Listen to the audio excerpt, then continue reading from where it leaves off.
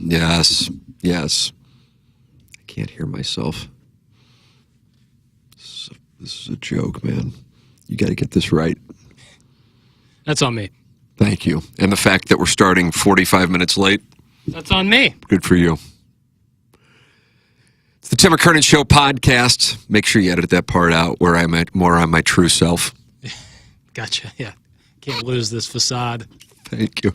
It's the Tim McKernan Show podcast, brought to you by James Carlton of the Carlton State Farm Insurance Agency. It's brought to you by Seth Goldcamp of Design Air Heating and Cooling, and it's brought to you by Mark Hanna, Evergreen Wealth Strategies. Tim McKernan, Jackson Burkett with you. The way you can participate in this podcast is by emailing TMCKERNAN at InsideSTL.com.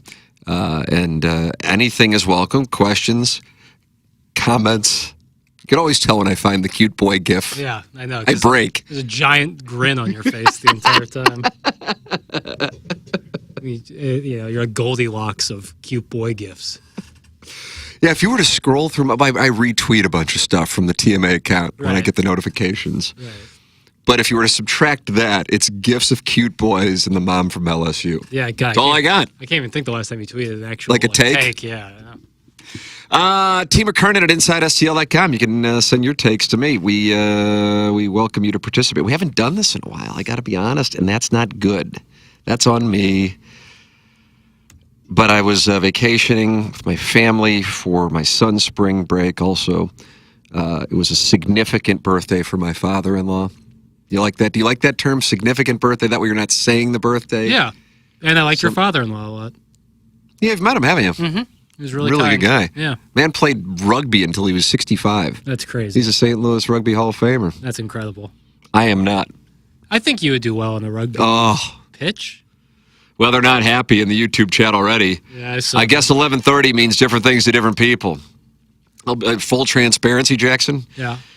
Meeting with a general sales manager and our director of sales, and that went until about 11:50. Mm-hmm. Then we had some spots to record, and then we got down to business here. So that's what happened. I apologize. I didn't think the meeting was going to last that long. But if you were listening in Denver, we're early. Well, so people need to think about mountain time. We never said Central Standard Time. We said 11:30. That's the thing. Yeah. That's the thing. Yeah.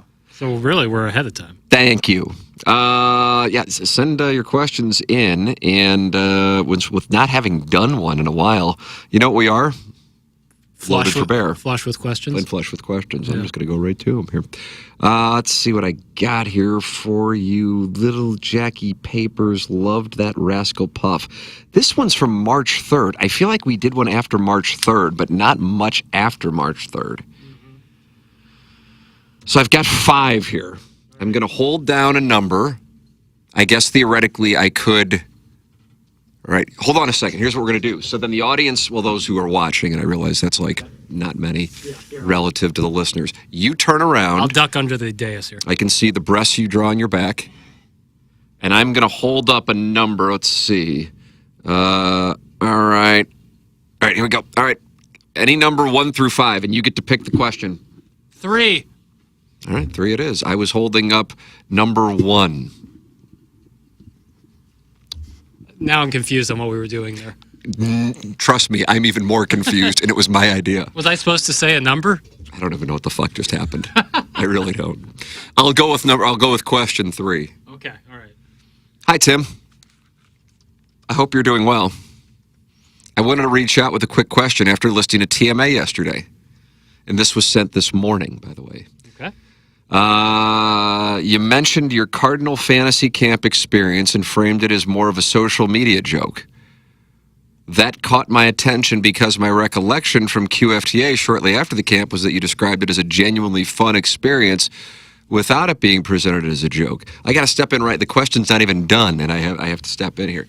What we put on social media was a joke, and sometimes I'll be reading Power Mizzou, and I'm just in a thread, and if I see it's a thread about TMA, I don't read it. Sure. Or if I know it's gonna, you can kind of sense. You already know. Well, I mean, he Right. He Yeah. likes Gabe was on radio this He morning. likes when girls make out. Yeah. Or he doesn't believe in God. And I'm just like, okay. But this was a thread. It had nothing to do with TMA, and then still we got sniped. And then there was a guy on Power Mizzou who's really upset that I did the Cardinal fantasy camp in our social media posts. It's really odd. Really strange. I'd love to get him in here. Because he's clearly he'd fall into the obsessive category. Yeah. Anytime I come up, and I've seen it 3 times on there, posting pictures of himself.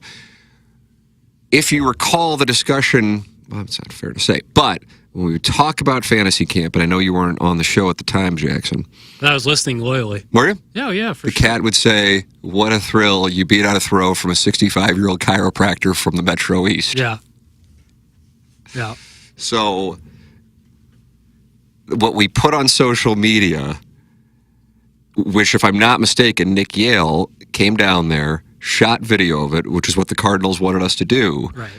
And then I think Nick or me, I don't recall who, would interview the former Cardinals who I was playing with. And it was, I thought, obviously a joke regarding my baseball skills. Right. But this gentleman on Power Mizzou is really upset about it. And so that was what I was referencing. Now, taking the social media element out of it and the stuff that we posted, the experience was incredibly cool. That's awesome. It was incredibly cool. You know who my locker neighbor was in the locker room? Ryan Franklin. It's a good guess. He was on my team. He picked me. Nice. Is he? Also a good guest. He hit a ball about 500 feet past me in center field. Is he with some power at the plate? Oh, yeah. Former Cardinal, I assume. That's correct. Cardinal Hall of Famer. Cardinal Hall of Famer. It would have to be like someone who played in the late 90s to early aughts if they're at fantasy camp. And what was that, 2019? Aye. Oh, man. Fielder or pitcher? Fielder. Okay. Call them position players. Position players, Yeah. Rick Ankiel? He was both. It's a good question. Good answer. Yeah. Ray Langford. Nice. Okay. Nice. And one of the things, now this is 100% serious, but I don't think it was on the social media. I intentionally did not want to play in the outfield because I didn't want to risk running and hurting myself because I knew I was going to be there for another couple months in Jupiter and wanted to play golf. And I just, in my mind, was like, I don't want to get hurt and then not be able to play golf, but already be on the hook for my place in Jupiter. And so when a ball was hit over my head and I didn't necessarily have the most aggressive effort, Sure. Our manager of this particular team, Alan Bennis, was screaming at me from the dugout because I had just said I caught a ball and you missed it. I'm like Jim Edmonds out there, and he goes, "Where were you on that one, Jimmy Baseball? Nice effort." Not pleased. But so anyway, it was an incredible experience, and I truly would recommend it. The social media posts were the joke, and I thought it was self-explanatory.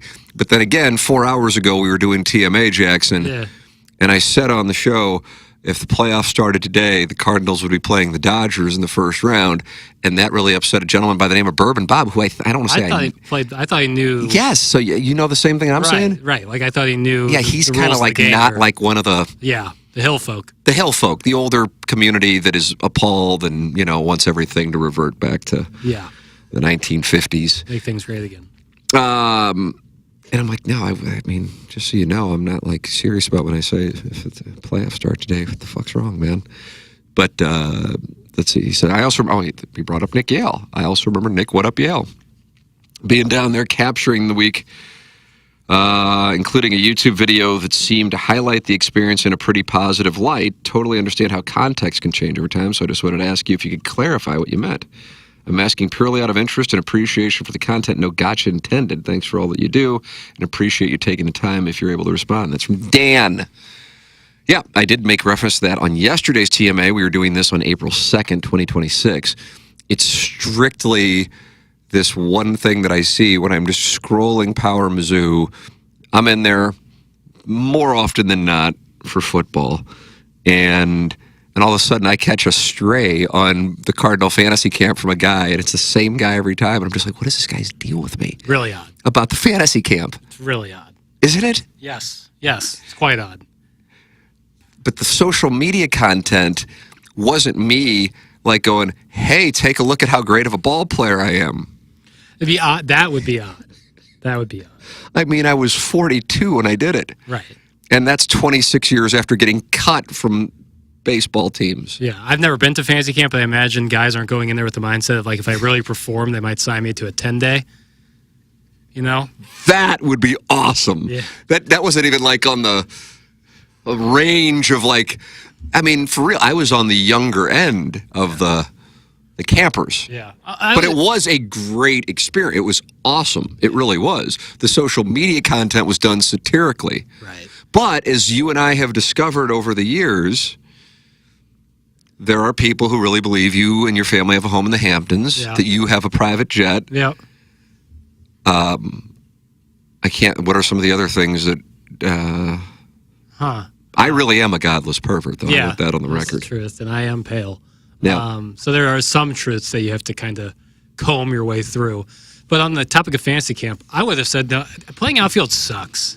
I never played that as a kid. All of a sudden, Take has arrived. And I filled in for a buddy softball, or it was my brother's softball team last year. And obviously, you know, you're a alternate, so you're like, all right, just go to the outfield. Playing the outfield sucks. Well, I don't know how to judge fly balls. yeah, when I played real baseball, and I usually was a second baseman, and they put me out there, holy crap. Yeah. You got a ball line drive at you, God help I have you. no idea how to judge it. It's middle infield or bust for me. Because when in the outfield, you have too much time to think about everything. Yep. You know, the ball goes up, you're like, oh, crap, now I have to do some. Where is it? Who's on base? Do I have to throw it in? A shortstop or second baseman, by the time you realize the ball is coming at you, you've already made the play. No. So I can't do anything but second, short, or third. Everywhere else, I stink. The fantasy camp chat was a hot topic on the TMA subreddit the other day. The subreddit is a wild ride, boy howdy. Holy crap. So this is now a topic over there? I guess. I'm so happy, like, mentally, that I don't give a damn about that, and that I never look at it. It's really freed me up, and I really don't look at the fan page all that much either. Like, Even though you do a great job. I moderate the piss out of it, but I don't look at it. So MD 2020 is the one who posted that. What was so is this person, well, to Dan's credit then, if he read this on the subreddit, I credit him for coming to me with an actual question about it. If my throwaway line yesterday, which was about 3 seconds, became a topic on the subreddit, I have to tell you, color me intrigued. Clearly, it's a real lightning rod. If that is what spurred it, that would be crazy, because it was legit like one sentence in the show that's like 3+ hours of content. That's crazy. 4. Well, 4 hours of show. Got it. Content-wise. Like, if you were podcasting, you'd probably have like 3 raw hours. Let's see. Oh yeah, I'm waiting for the. I have to tell you, I'm enamored. I'm enamored with that. But I also appreciate if somebody breaks off from that place, that orbit, and asks a question as opposed to just doesn't. Yeah, ask a question. Because again, I've offered $1,000 for someone to anger me with the stuff that they write there, but then they won't write to me. Right. Which, I mean, isn't that? Doesn't that tell you? Maybe they're saving their bullets. You know, they're like building up a RICO case. Be careful, because that could. You're metaphorical. Yeah. Tim claimed this morning that his trip to fantasy camp was a social media joke and thinks it's weird anyone in the realms of this program took it seriously. That is what was written. First of all, how is this even a joke? Second, he spent $6,500 for $6,500. Where the hell does the $6,500 come from? I have no idea. $6,500 for what? Third, he did an entire QFTA. What an amazing experience. Oh, my God. I think the guy who sent me the email is the person who posted it. Oh, geez. Really? Oh, wow. See, this is the risk of doing this live. Ugh. Now I feel unwashed. At the same time, I appreciate, I guess, Yeah. that he then came to me. Sure. Sure, but you have the same facial expression I have. it's still odd. Like when you go first, and then if it went unanswered, then maybe. Or maybe he knows that you're not in the subreddit, so he felt, I don't know. Yeah, I'm just so glad that that's not part of my day-to-day. Your overarching theme on this first question, which you picked by saying 3, even though I was holding up number 1, and I still don't know what we were doing. I don't know. It was my idea. Is you're glad you're not on the Reddit subreddit. I just realized the guy who sent me the email, who I was complimenting, and was like, "Oh, he must have read this," and then, to his credit, asked me a question, is actually the one who posted it. Yeah, likely. And then I kind of know the guy. Oh man. Yeah, exactly. See, this is why this is like I can't do it. I can't do it. It's like the guy much. with the multiple usernames in YouTube went to St. Louis U High, and and I'm like, oh, we're better than that. Yeah. Yeah. I mean, we really are. We just are. I'm sorry. Right. I'm not sorry, but I'm not. We are. Let's compare net worths. Yeah. Keep Ledoux and ICDS and Burroughs out of it. Yeah. But other than that, probably some Whitfield too. Whitfield needs to get taken out of it. Anybody else we need to keep out of the Priory? I was going to say Gotta Priory. Keep them out. Anybody else? D-World's probably... DeBerg. Well, no, not DeBerg. DeSmet, probably. No, I think no. Well, if we're going average, DeBerg would actually rival because of Mr. Jack Yes! Median. We're the median. We're in the median probably industry. not great, but average, yeah, he really brings up those numbers. MD 2020 says he must really be hung up on this. LOL. I guess so. I forgot you even did fantasy camp until you brought that up again. I kind of had until I got the email. Yeah. But I don't even know why it came up yesterday. But I don't think about it.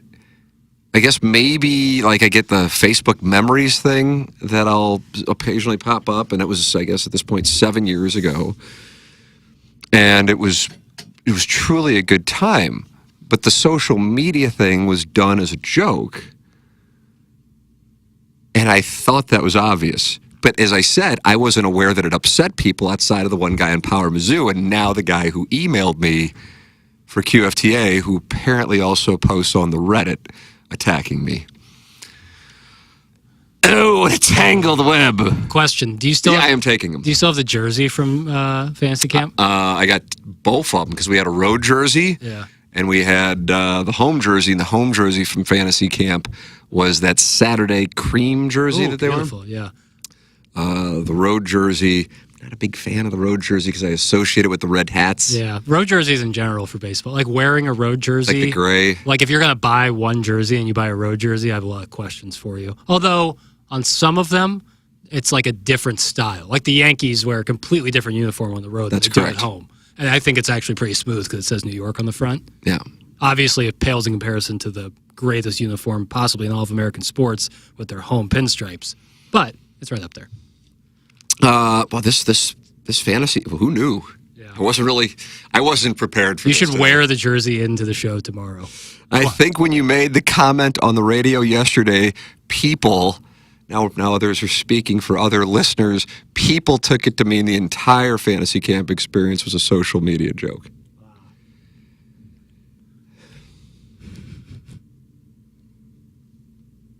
I don't know. Can't help what people. I don't know. You can't help what people.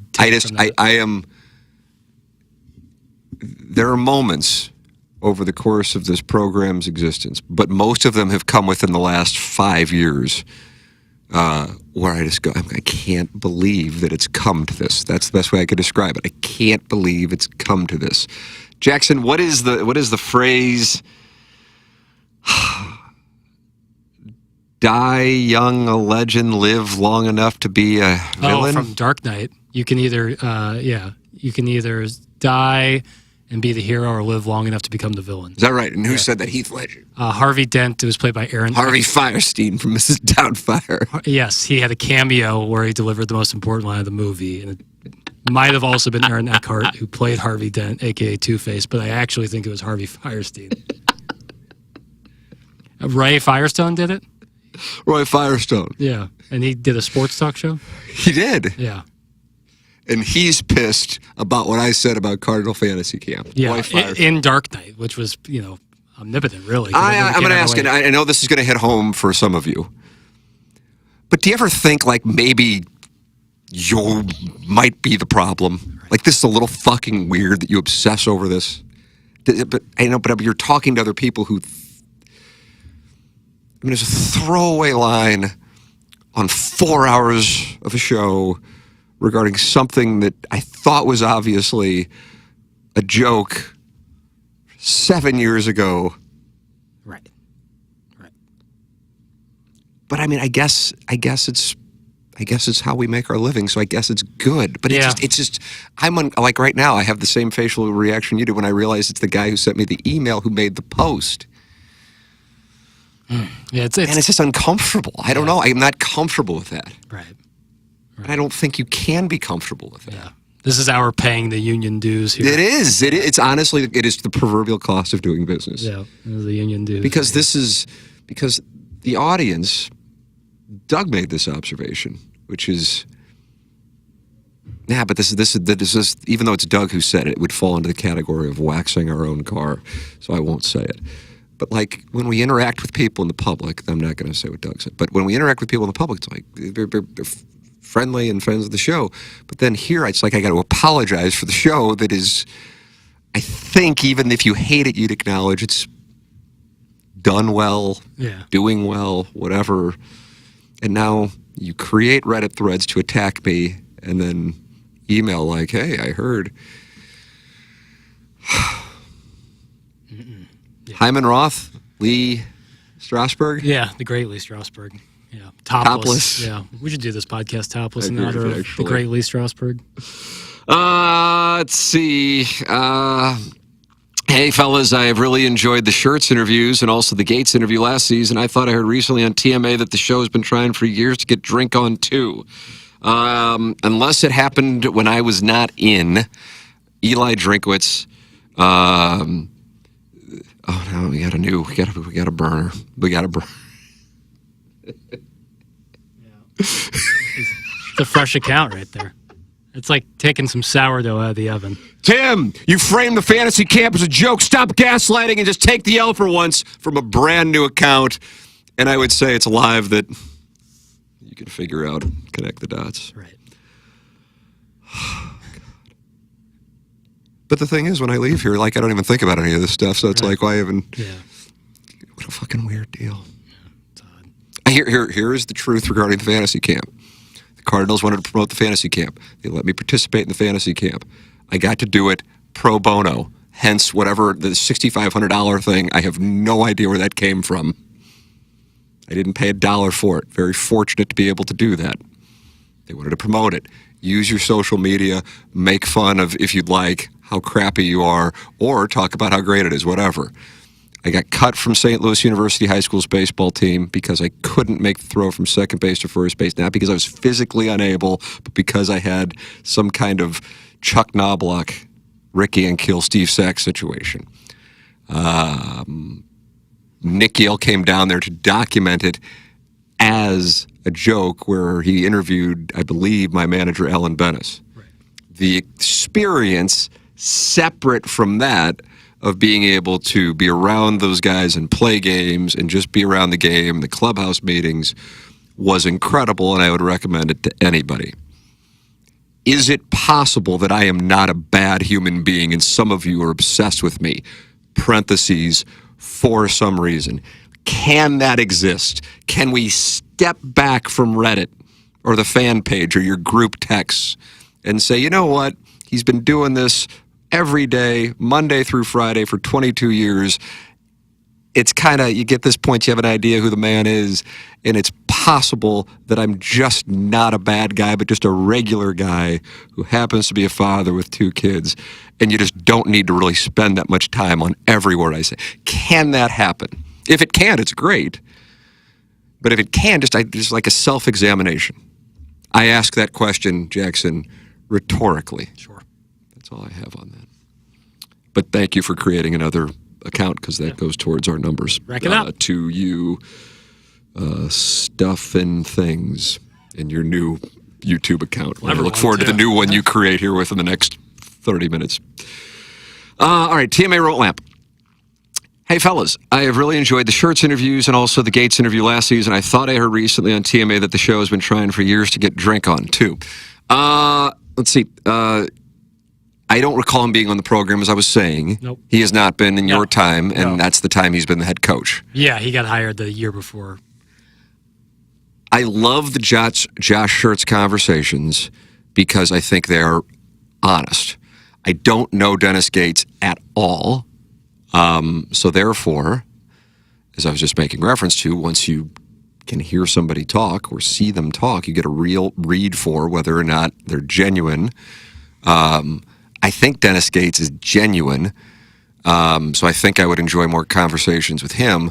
I don't know what to make of Eli Drinkwitz as far as what an interview would be like with him.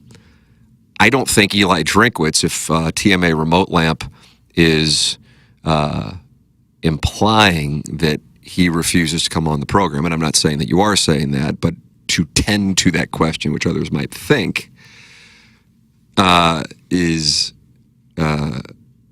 not the case. I doubt he's even aware of us, and I'm not saying that. I'm just saying that's what I think. Right. It's not a self-deprecation thing. It's not a dismissing it. I doubt he even is aware of us, and he just doesn't do a lot of local interviews. For example, when it comes to Josh Shirts and what's taken place with him in the coaching situation, I believe him. And when it came to Eli Drinkwitz saying, I was in the tunnel at Oklahoma and people started yelling at me about he's leaving next year, and that's when I decided I needed to call Laird Veach and say we need to wrap this thing up and I need to sign an extension. I don't believe that. And there isn't a gray area on that, actually. I also am not mad at him for saying that. I would kind of be concerned if somebody that I considered a peer believed that, because that ain't really my circle. But I'm sure a lot of Missouri fans do believe it, but that's because they're Missouri fans. Just like if, take your pick of a rival coach. So if Josh Heupel said it, I doubt people would believe it. With Josh Shirts, I think Josh Shirts actually has come out of this thing looking worse than Eli Drinkwitz did, even though I think Josh Shirts was being honest. And so I reached out to Josh Shirts on Sunday after he issued the statement that he was going to say, hey, I don't expect you to want to do this, but I'm doing it. Actually, funny that I should be telling this story on this program, because what my grievance with the portion of the audience that obsesses over things like me and the fantasy camp from 7 years ago is that nobody asks me when I put myself out. I'll do Q&As and I do this podcast and then just come to conclusions. And I'm like, well, it wouldn't be fair for me to go on the air when I have a relationship with someone who I can ask them questions. So even though I knew it was probably the last thing he wanted to do, and maybe a little intrusive, I guess, I don't know if that's the right word, he strikes me as somebody who would prefer that the truth is out there as opposed to not be bothered. So therefore, I decided to text him that. He got back to me quickly, said, he goes, absolutely, we can talk. He goes, it'd be an off-the-record conversation for the purpose of context. He goes, I think I've done enough on the record, LOL, laughing at the crap that went on over the weekend with the NC State thing. Because I don't understand, and we still haven't had that conversation for the record. I know he's going to Indianapolis this weekend. I don't understand how you can be on our program on Friday morning and say, I don't want to say with certainty, when I asked him if you can say for certain that you are going to be the head coach of the Billikens in 26 and 27, and he didn't want to say for sure, but he says, yeah, I have every intent to, all while saying, now if something like the Miami Heat opens up, then that changes things. But then he had to have been aware at that time that he was talking with and going to talk with NC State, because it happened within 24 hours. And I don't understand that. I get what you're saying. How could you, yeah. I don't understand that. Right. Now, here's the thing. Because I don't even know if it's safe to say gotten to know him, but had the interactions I've had with him, I was texting with somebody who's an attorney, as a matter of fact, because they were like really disappointed. And this person's not even a Billiken fan. They just kind of became a Billiken fan because of the team this year, and they really like shirts.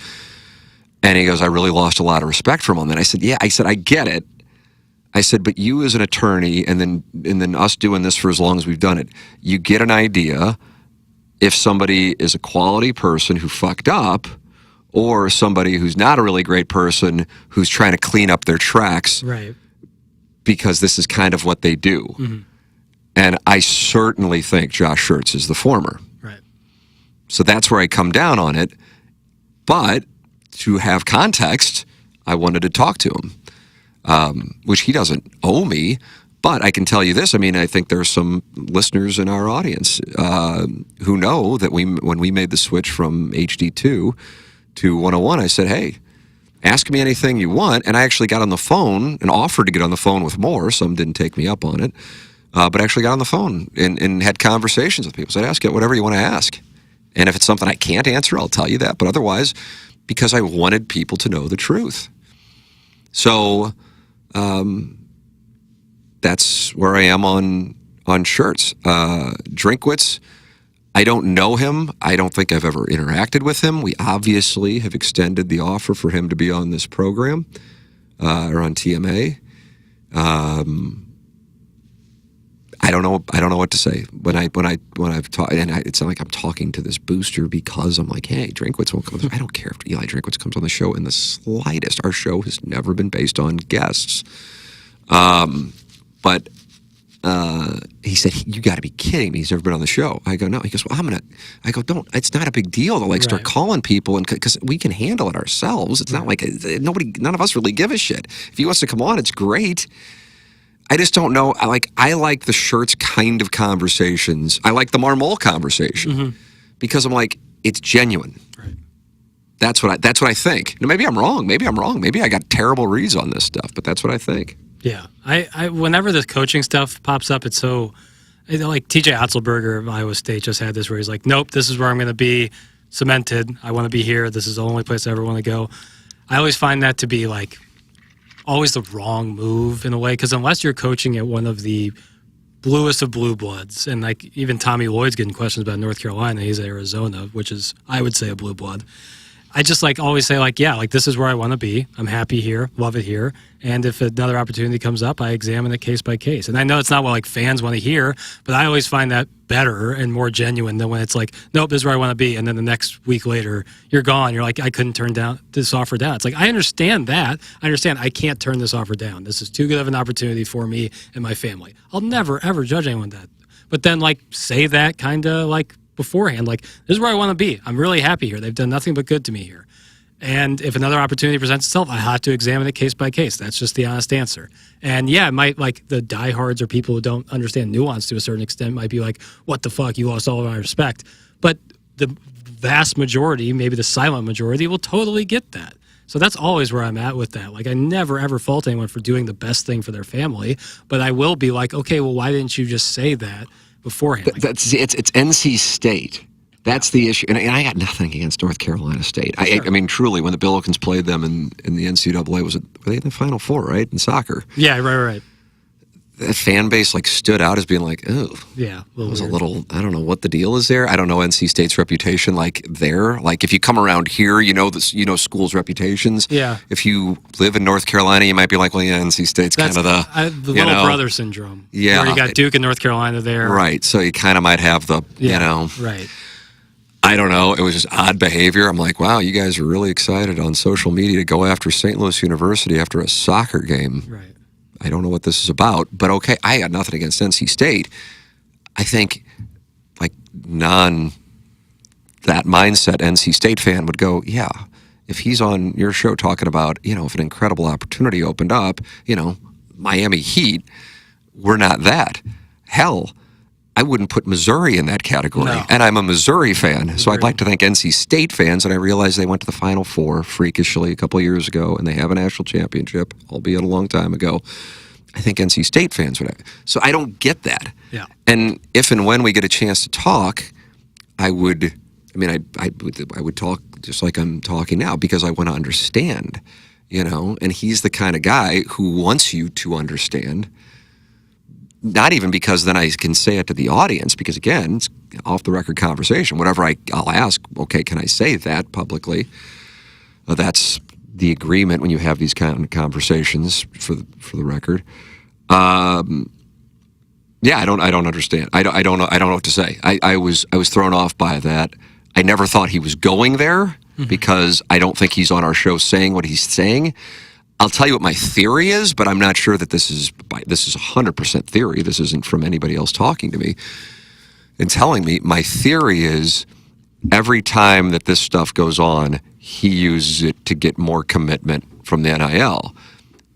But I can poke holes in my own theory, and my own theory is that the people that put the NIL money together go, okay, we already did this for, take your pick of whichever one it was before. Syracuse, I guess, is the most public one. But my understanding is there was at least another one that wasn't out there and will not be getting out there. So I don't know. I was really confused by it. Yeah. That's what I would say. If he wouldn't have been on with us the day before, I would have been like, okay, I mean, ACC school, they might be ready to throw a lot of money at him. You know. They kind of got blindsided by their former coach. Right. The great Will Wade, your guy. Not a fan. Okay. I don't know. But I'm truly confused by Yeah, it. it left me very confused as well. You know, I mean, again, for the purpose of, you know, the question was about Eli Drinkwitz. That's how we got here.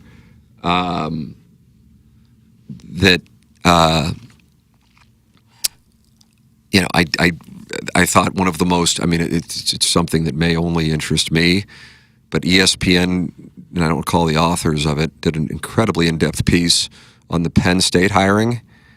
I mean, it was a great piece of reporting in an industry that, because I think of, you know, budget constraints, doesn't have that anymore. On the moment from when James Franklin was terminated to the eventual hiring of Matt Campbell and all that went on in between. And I think we counted something like around 15 names. Mm-hmm. Yeah. But it wasn't like they just listed 15 names. They went through the step by step with these names and why. And Eli Drinkwitz's name literally wasn't mentioned in the article. And the article's thousands of words. Yeah. And you just go, but now listen, it wasn't Drinkwitz himself saying he was in the mix, but as Doug says, he must have the greatest agent possible. And hey, that's good for business. That's good. You got to call bluffs. That's part of the deal, is calling bluffs. Yeah. All right, Papers, let's see. Go through the YouTube chat. The burner's really active in there, so all hell's breaking loose. But that's the brand. Is it odd when I'm hosting and somebody third persons me? Odd when I'm hosting. I'm hosting. Yeah. And someone says, as opposed to saying, what do you think about the Pam Bondi getting fired? Tim, it's what does Tim think about Pam Bondi? It's third person. Yeah. My honest answer is, when did this happen? Because I didn't even know it. Did it happen this morning? I was also unaware. I know nothing about it, but at the same time, I was doing the program from 7 to 11, and then I was in a meeting and recording commercials, and then just turned to the mic. She was terminated? Ousted as Attorney General per CNN. Okay. Yeah, I don't know the backstory on that, so the honest answer is I don't know. Let's see. There's that fantasy camp thing from MD 2020. With Brad Thompson on the show now, is Jackie no longer the palest participant in the presentation? For the record, Brad is a guest, not a host. I think Brad's probably a little tanner than me. Think so? I think so. I think you're too hard on your hair, and I think you're too hard on your complexion. It's a defense mechanism so that I can't be hurt by others saying it. God, I don't necessarily know if that's the case. Well, that's how I've rationalized it. I understand that. I just don't think it's that. And you won't shave it? This beard? No. My head. The head. No, not yet. I got a little fight left in me. I understand, but but every man who stares at what you're staring at has to stare that question down as well. I can't shave until I can truly grow facial hair. Well, what do you think's going to all of a sudden happen? Development. I'm really? working it. Yeah, they say if you shave a certain way. Oh no, Jackson! This is like my mom's dad's bald, so I'll be bald. It's like, Well, yeah, my mom's dad was bald. I understand. My mom's dad looked like Rod Blagojevich, and look at me. So, I mean, it's like, but I mean, there are people who worshiped the sun, so I understand that things get passed down that might not necessarily stand to the test of reason. But, I mean, there has been a significant development and I mean, this is like the best it's been facial hair-wise in my life. And then 2-3 years ago, I couldn't have never done anything like this facial hair-wise. So I'm still hoping. If I can truly grow facial hair, I'd be much more confident. I would say this strikes. So you haven't shaved it, or have you been trimming what you've got? Trimming. Going? I've been trimming. It's noticeable. It's now. patchy, yeah, but it's getting there. If it just darkens up in the mustache and the cheek region, we're in business, baby. Then I would be more confident. But I'm also still taking supplements for it, and so we're gonna keep fighting. And it's not that bad. I mean, it's really my hair isn't. I just don't think. I don't think the majority of women care. Yeah, agreed.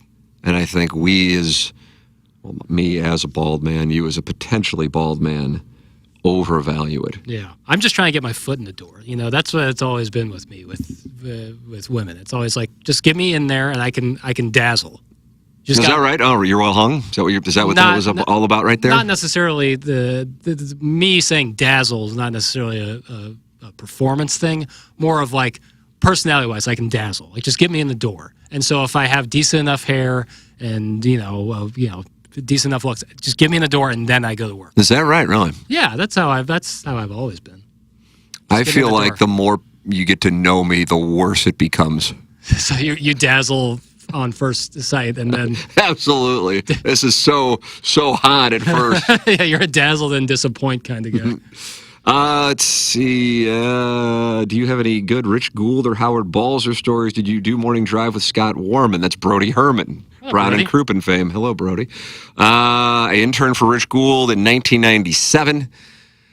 Many of the stories that I would love to share, I cannot share. And that is not like a cutesy, I cannot share these stories. Jackson, you could at this point tell the story of when I walked in for my first day of my internship. And he told you your tie now is as big as his prostate? That's correct. The first words the man said to me, "Hi, Rich. I'm Tim. It's nice to meet you." Jesus, Junior, that knot is as big as my prostate. Don't come in here with a tie ever again. You see, Tim, you theorized that when we were down in spring training in the Airbnb both years, that we're bad-mouthing me, and I guarantee you are. It's a 5-star lock. I had the place bugged. That's not the case. What it mostly was telling Rich Gould stories. And I was the beneficiary of that because I just got to laugh. It's unbelievable. He is actually greater than the public thinks he is. Yeah. I've said before, there's this thing in St. Louis where, I've often said, whenever I get fired, there will be celebrations. And that's fine. That's just, I don't know. I don't know how that's happened. I just know that has happened, and I'm at peace with it. Even if I say, you know what, I'm done, I'm going to move to Jupiter. Hubbard doesn't want me living in Jupiter, so this is the end for me. Yeah. Show goes on with Jackson, Doug, Martin, whatever. People be like, see, I told you got fired. See, I told you couldn't handle it on 101. Whatever it doesn't matter. I have already accepted that I, in the public, have lost. Mm-hmm. But at the same time, it's good because I don't want to be active in that MC and realm. Such. I was asked to MC 2 things here within the last 2 weeks, and I'm a little concerned about it. Wow. Yeah, you might have to really dirty it up. But one of them is St. Louis University High School adjacent, so therefore I will do it. Yeah, that's a confirm there. But it makes me look in the mirror and go, have I become too mainstream? Yeah. Maybe you tank that performance and really cement yourself as... So it's great really. that everybody's here. Oh, I'm sorry. Maybe just get good and loaded beforehand and see what that does. Yeah, send a message. Yeah. Rich. I mean, I'm sitting there. So I was rush chairman at Sigma Chi, as you know, Jackson, 2-term rush chairman. And this was my 2nd term. And Rich goes, so let me understand this. You go out and you take young men who just graduated from high school and you take them out to drink. Now, these men can't possibly be 21 years old. I said, I don't. Yeah. And he goes, and so then a bunch of girls come along and you say, look how good looking these girls are if you sign with Sigma Chi. And I said, That's right. More or As less. a matter of fact, we're heading to McGurk's, right? When I get done here. Then he goes, Junior, I'm going to come with you. And he sat there, and I didn't even have to do anything that evening. Yep. And he came up with a slogan, which he might still remember.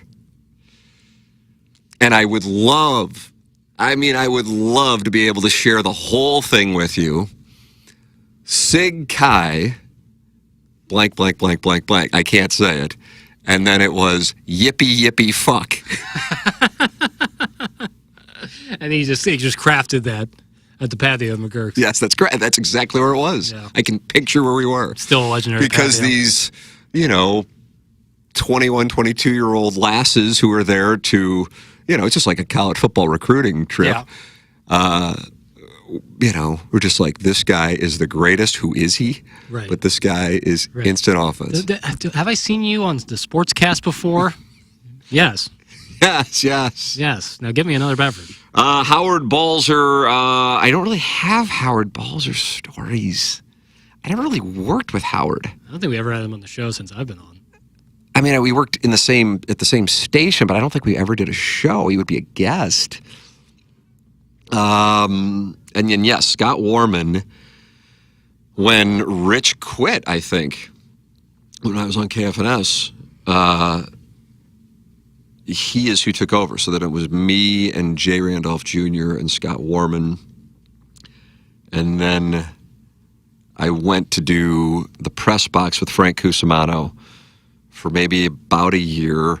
The Cat and Martin would fill in when Frank would go on vacation. The audience hated it, the old audience.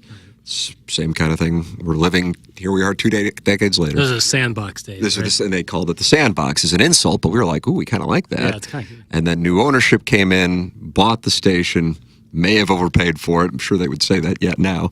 And they were like, those three guys are our morning drive show. And when we take over. And that is how I wound up leaving television. And this show was, or not this show, but the morning after, at the time, the morning grind was born. Let's see what else I got. I won a flat brim version of Jackson's hat. Spirits of St. Louis cap right here. Where'd you get that thing? This is a From Deep Voice Dude. winter holiday gift from my brother. Tim, headed to Olive and Oak for the wife's birthday. A few months ago, you mentioned an appetizer that was amazing. What was it? Well, what I love to get there, it's from Joshua Tarr in the YouTube chat. What I like to get there is the charred octopus. Have you ever had it? No. Would you not get it like Doug because you can't imagine eating octopus? No, I like calamari, and I know squid and octopus aren't the same, but kind of similar. I cannot get it. I try anything. I could eat like 3 of those appetizers that they bring out. The mushrooms, they're crazy. The mushrooms that taste like steak. Yeah. That might be what Josh is asking about. What else? My wife gets something else. So she loves getting oysters. Recovering Alcoholic sent me a picture of one of their new menu items. What do we got going on? A matzo ball soup. Oh, wow. How about that? And he sent me a picture of it. Perfect for the Passover season. It Hello, looks friends. so good. It looks so good. I had it last night. Not the Olive and Oak version, just matzo ball soup. And boy, that's good for what ails you. This is kind of like Jackson's anti-karate take. I think he's talking about the fantasy camp thing. That activated people on the TMA Reddit. My brother said someone went up to him and goes, dude, you talk to your brother? I do karate with kids. I felt bad. I maintain a take. Doing karate with kids, I'm not saying it's bad or weird. I think it's just funny. I find that to be comical. I don't remember what your take was. I remember when somebody emailed in I think you were that out. it had upset the people on Reddit that you made fun of people doing karate who were adults. Yes. And this really upset people on the TMA Reddit. I guess. I don't care. I know that, but I'm trying to understand. Again, I'm trying to understand the genesis of this stuff. Yeah. All I was saying was that, like I'd love to psychoanalyze, like you talked about the Bill Simmons Reddit thing. Right. The Pardon My Take Reddit thing. The Riz Show apparently has one that is, I don't know if it's as toxic as ours because I haven't read either one of them, but apparently it's. Yeah.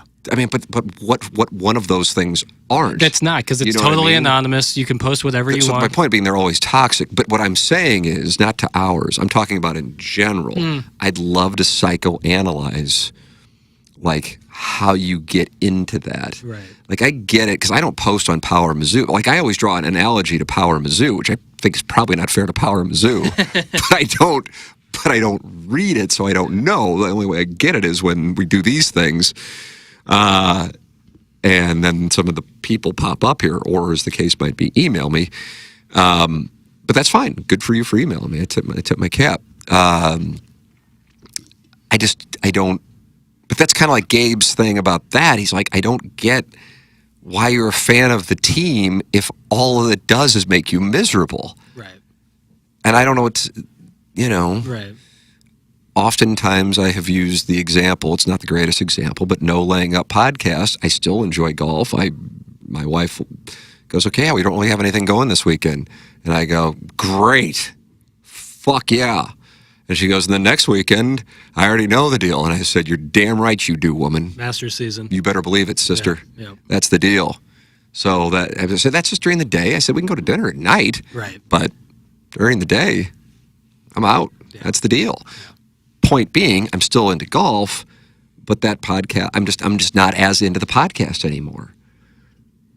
But I don't like I've talked with Tron Carter before, and have his number. I don't like, well, I guess that would be the opposite, but I don't go on there and like, go, what the hell? It just doesn't do it for me anymore, so I don't listen to it. Do you think part of that is because of what we do, and that like we know like from the other side of it, like, God, it's kind of weird that people obsess over it. So the last thing you'd ever want to do is be like a guy who obsesses over something and posts and message boards or Facebook comments or something. I mean, I guess, but I don't think that, I just don't.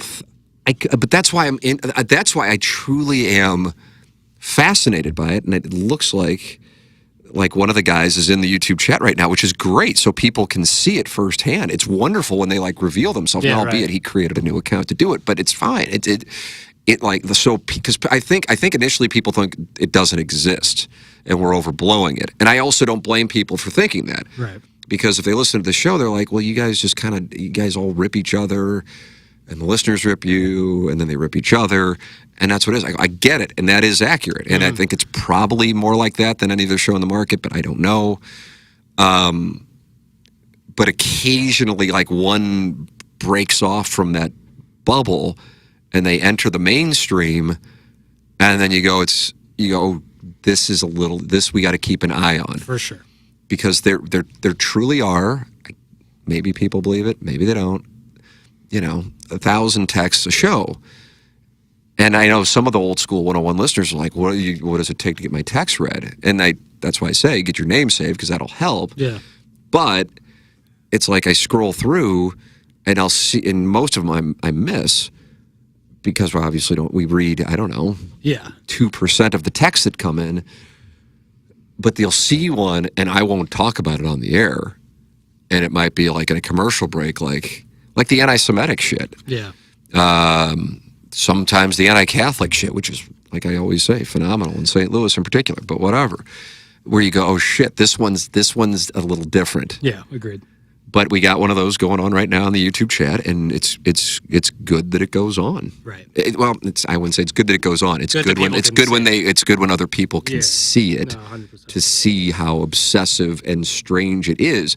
But for those people who live like that, that's all they're talking to. So if that's your normalcy, then you don't realize how. Yeah. Whatever it is, whatever adjective you'd like to use. Yeah, right. So I'm like, good, please reveal yourself. Let's see.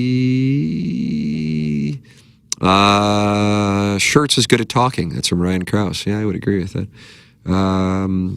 Let's see. I think Shirts is waiting for the volunteer job to open up. That's from Deep Voice Dude. I really don't know on that. I actually would tell you, I don't think that that's necessarily the case. It doesn't mean he's waiting for that one exclusively. That was the question I asked when he was on last week on TMA, how he went from, I'm not leaving Lincoln Memorial in Tennessee, to then I'm in Indiana State for 3 seasons, I think it was. Mm-hmm. And then now the job offers at St. Louis University 2, where I'll be honest, I'm not. I guess it's good news that Izzo's coming back. It's good news that Self's coming back. If you're a SLU fan and you don't want him to leave, and boy, would it be great news if Billy Donovan took North Carolina. Is there anything new on the North Carolina thing of Billy Donovan? Okay, because then it doesn't create the potential domino effect. Right. But I wouldn't bet my bankroll he's the St. Louis University coach on May 1st. Yeah, I wouldn't bet any I wouldn't do that. dollars. I wouldn't do that. Yeah, but Rick Barnes did say that. Yeah, he's coming back. Well, so Rick Barnes, Izzo, Self. Yes, those three. There was a time where it looked like, and the time was a week ago, not even. Like, oh shit, Izzo maybe, and then they lose to UConn. He says, "Hey, I'm coming back." Yeah. And then he talked about how he had the chance to go to the Phoenix Suns last year. That was nuts. Then you got the Barnes situation, and he said it's so easy to recruit now because you don't really have to do the high school recruiting, so he's on board. Yep. And then Self announced yesterday, as Jackson and I are sitting here today on April 2nd, that he's coming back. But the North Carolina thing still needs to be filled. You think Tommy Lloyd goes there? I don't. Okay. I don't. I think the Arizona. I think it's such a unique thing because Arizona has this total stranglehold on the West Coast recruiting, like in a major way. There isn't a West Coast team, I think, that rivals them even a little. I maybe UCLA would be the second, but outside of that, like, whereas now if you go to North Carolina, you're a blue blood, but the second fiddle in your own state. Now, granted, it's like 1A, 1B, but Duke is the biggest big boy in North Carolina, maybe the biggest big boy in the Eastern Seaboard. But you're on the West Coast, you got the whole thing, man. You got LeBron James kids going there. Year in, year out, you are dominant, and you send guys to the lottery every single year. I think Arizona is such a sweet job. Not to mention you get to live in Tucson. Yeah. Like, I think that, to me, is outside of Duke, outside of, a couple other schools, like, I really think that's about as good as it gets. I don't know. At this point, I mean, Pitino, I would have thought would have gotten a little bit more attention, but, he said it over the weekend and the games went on, and then you had the Duke UConn thing, but said there really isn't a difference anymore between blue bloods and those perceived not to be. Right. And so, therefore, this is the same kind of conversation we had regarding college football. Certainly there are exceptions, the Lane Kiffin one being the most obvious. If you are in a place where they love you, I don't know, and maybe I'm off the mark. Like, listen, if you're, and I don't know what the hell Schertz was making. If you were making 2, and now you can make, I don't know what the number would be. I mean, now I think he's making more than 2, but if you can double your salary, right? So it's 4. But I think in his case now it's 6 or maybe it's 8, and then I could be wrong on this. It just depends on the person, though, right? Because it gets to a point where it's like, yeah, my life isn't really going to change that much, and you get to a point where you go, I like this here. I don't want to mess with this, which is, he says often, you don't want to mess with happiness. But again, that's why, the whole NC State thing was just, what the fuck was that? Yeah, that's the confusing part. I can't wrap if it was North Carolina, no, I'm not anyway saying a damn thing. You'd be shocked that he didn't take it, essentially. But the NC State thing, I'm just like, what in the world? But I don't know. Yeah. And I do think we'll talk, and whatever I can say about that conversation, I will say. And if it's all entirely off the record, then it's all entirely off the record. But I don't understand saying what you said with us on Friday and then having that play out on Saturday and Sunday, because I feel like his equity with the fan base may have been at its highest peak coming out of our interview. Yeah. And then it may have been the lowest it's been for those paying attention. So you had to have heard our interview and also paid attention to this over the weekend. And I was in a text group with Martin and a former Billiken. Otherwise, I wouldn't have been aware of it going on. That I think it became super low. And now people are like, well, he's going to be gone. He's either going to be gone this year or after next year. The reality, though, is if next year is a year that's like comparable to St. Joe's this year, well, then he isn't the guy. I will say this. I don't think, and I include myself in this, I don't think people in St. Louis realize how hot of a commodity he is at this moment.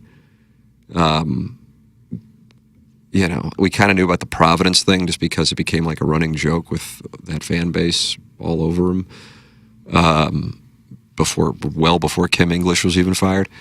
But other schools Tennessee is one of them, who are like, we want to get shirts, we're going to get shirts. And it's like, he is the guy for a lot of places.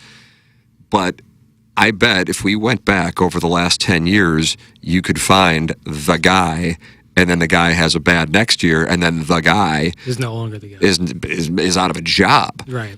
I mean, this is super obscure. It just stands out to me. Dave Aranda, who's a head coach at Baylor, was absolutely the guy just a handful of years ago. And now he's proverbial hot seat guy in Waco, Texas. So it moves real quickly. Point being, hey, as a St. Louisan, it would be wonderful if they can have a better year than they had this past year. It's going to be awfully difficult because the key to that offense is not coming back, how I look at it anyway. But maybe you can replicate that.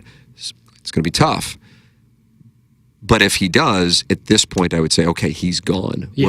Whereas, hell, man, even a week ago, I would have said he isn't going anywhere. Yeah, I think if he goes to the dance next year, he is no longer the coach of St. Louis the following year. And he also said something in that conversation. He goes, people ask why I signed the contract and I'm still talking to people. He goes, I understand that question. Well, what I would say is even if I leave because of that contract I signed, now whoever takes it over, the program is in better shape. And what I gather, because I don't have his contract, that means there are some commitments from the university to the program that are in his contract. Right. They would have to adhere to that the next coach would inherit. Right. So I understand that. But the fact that he even said that, it's like, okay, I had this Mark Few fantasy thing going on, and I'm like, okay, he's going to leave if they can follow up a season like this with a season like that in the next season. Yeah. That's another brief aside. Another reason why I think Tommy Lloyd's staying in Arizona is he's a Mark Few guy. Took him forever to get off Mark Few's bench. Yeah. You know, and I think of my jobs Mark Few's been off. I mean, pretty much every job in college basketball that hasn't been taken by a legend has probably been offered to Mark Few. I think Tommy Lloyd's cut from that same cloth. Yeah, I can see that. Let's see what happened to the. I was going to answer the burner accounts. I think he retracted his messages.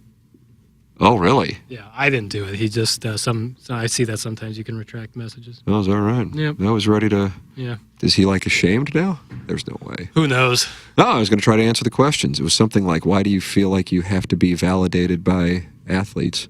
Let me tell you something.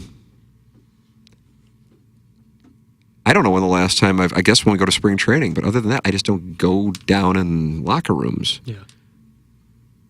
And I don't really miss that at all because, if anything, I would say to the burner account that the experience you would actually, burner account, like watching me go up to athletes because they have zero knowledge of this program and zero interest in doing interviews. And if anything, it is one of the more dehumanizing experiences. Jackson, talk about spring training week. Yeah, it is one of the more interesting things because, you know, I grew up a lifelong Cardinal fan. You're covering it, so I understand the differentiation of that. Like, you can't go in there as a fan. But it's cool to see all those guys. And then you are in the locker room and you stand around kind of awkwardly. Yeah. Find someone to have and a you're in somebody else's office. Yeah, you find someone else, likely in the media or someone working for the Cardinals, to have a conversation with so it doesn't look like you're just standing there staring. As grown men are getting changed. Usually these grown men are younger than you. Almost certainly. I mean, I'm only 28, and especially in this Cardinal clubhouse, I was almost always talking to people younger than me. Then you have to go up to them and say, hey, can you hop out for 5 minutes and talk? And almost always, I mean, I haven't run into it. I know that it goes out there, but like, they never just like, no, get out of my way. It's more like, yeah, I can, I gotta do this, I gotta do that, I gotta do that, which is totally understandable. Again, we're in their office. Sometimes I say, yeah, sure. Sometimes I say, I'll get you later. And then you go through that adrenaline rush, and the best case scenario is they come outside and talk for 10 minutes. Worst case scenario is they just say no. Yep. And it's dehumanizing. You're just like, you kind of check your pride at the door. Understand that this is your job and this is what you got to do. Cost of doing business, but it's also an awesome experience that I know one day I'll look back and be like, I'm glad I did it. And So you did spring training in 25 Yep. and spring training in 26. Yep. There may have been, who knows what winds up transpiring, but one Hall of Famer on the 2025 Cardinals. I think that would be fair to say. Yeah. Okay. He wasn't there, even though we had a Maybe sighting. said he did. He was, yeah. And then who knows what winds up going on in 2026. But when the great producer Joe and his landing strip were going in there, Yeah, jeez. it was Albert Pujols, it was Scott Rowland, Yeah. it was Larry Walker, it was Jim Edmonds, it was Yadier Molina, it was, he's not a Hall of Famer, but certainly a presence, Chris Carpenter, and those are just the guys that are either Hall of Famers or, if Carpenter wouldn't have been hurt, could have been Hall of Famers, and also truly presences. And the experience of understanding your place, I guess, on a baseball clubhouse is a lot different than a hockey locker room. And here is the reason why. Number one, hockey guys just are different. I don't know. I'd love to know, the reason for it, because I don't think it's like they're born that way. I think it's the culture of the game that teaches them to act that way. However, I think this is an important distinction on the why, as far as the interaction with the media, but I also just kind of think it's the way the guys are. For baseball, they open up, it used to be like at 4 or something like that, when the Cardinals would play at 7 o'clock. I haven't been down there. I haven't been in the Cardinal clubhouse in Busch Stadium. I don't even know. I've been in there in the 20s, It used to be they would open the clubhouse at 4. Bunch of guys would walk in there, reporters, and then it wouldn't close until, I think, 6:30. So hockey locker room on the day of a game, you're not going in there before the game. The morning skate, you may be able to. I don't know how that works now. You're talking to them after the game. So can you imagine if just anybody, wherever you work, where people who, don't work with you, oftentimes write things that are not positive about you, right, or say things that are not positive about you, and then you got to do an interview in which they will disseminate what you say, yeah, and potentially attack what it is that you said that you didn't get compensated to do, are hanging out in your office for 2.5 hours. It's understandable why some would be. And it goes on 162 times. Now, what the reaction of many would be is, well, I'll do that to make, $5 million a year. I understand that. But I'd also point out that not everybody is making that. And if you want to go league minimum, and if you're lucky enough to get that, that's $2.4 million over 3 years. They aren't going to leave baseball, 99% of them, and go make $800,000 a year. So you got $2.4 million. Better do well with that. Number one, you got that tax bracket. Number two, the amount that goes to the agent right off the top. And I'm not by any means asking for sympathy, but what I'm trying to present is, yes, they make this now, but then they're guys just like everybody else, with the exception of the guys who have generational wealth. Dustin May is in that clubhouse. I think he's in the 20 millions so now with his earnings. He's making 12 this year, and through his previous years with the Dodgers and Red Sox, I think he was like at 8. But you got to get there, right? And for this club, it's different, and it's definitely, because I've been fortunate enough to be around it for a while. This is definitely a different group as far as the makeup goes. But I think that helps explain why there is, I don't know if the right word is hostility so much as aversion. Mm-hmm. Because with the NFL and NHL, I have never covered the NBA regularly, you're not just hanging out in their locker room. Right. Right. And that's what we're doing. Yeah, and the window thing I think is important to bring up because, yes, that is really, really, really good money. Even league minimum is really, really, really good money. But you take out all the fees and everything, and then there is absolutely no guarantee that you are going to get that money again. You have to go out there and earn every single penny with your play. And you can do everything in your power to get there, but injuries are real, things happen, external circumstances are very real, and you might not have that. You maybe didn't go to college because you got drafted out of high school, and you might be looking at yourself like, man, I have to go maximize this opportunity while I can. And in the route to doing that, if there's some reporter who might be, snarky or you've read stuff on them saying bad things about you, yeah, I can understand being a little like, hey, man, let's have some professionalism here and let me do my work and then we'll talk, Yeah. So it's and you can never really answer the questions totally transparently. Yeah. So that's why you get the cliches.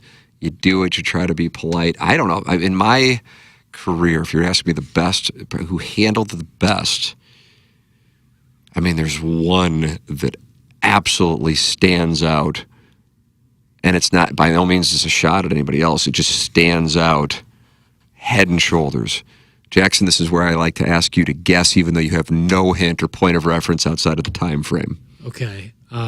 This is just any athlete that I covered on a regular basis. This isn't like somebody who flew through. Okay, I got it. Because I had one in mind. Oh, really? Who are you going to fire? I remember you telling me when you interviewed Marcus Allen, he was really good about. Oh no, that was you could tell he was so savvy. Yeah, right. So savvy. Yeah. No, I'm talking a St. Louis athlete who handled the day in, day out, the responsibility.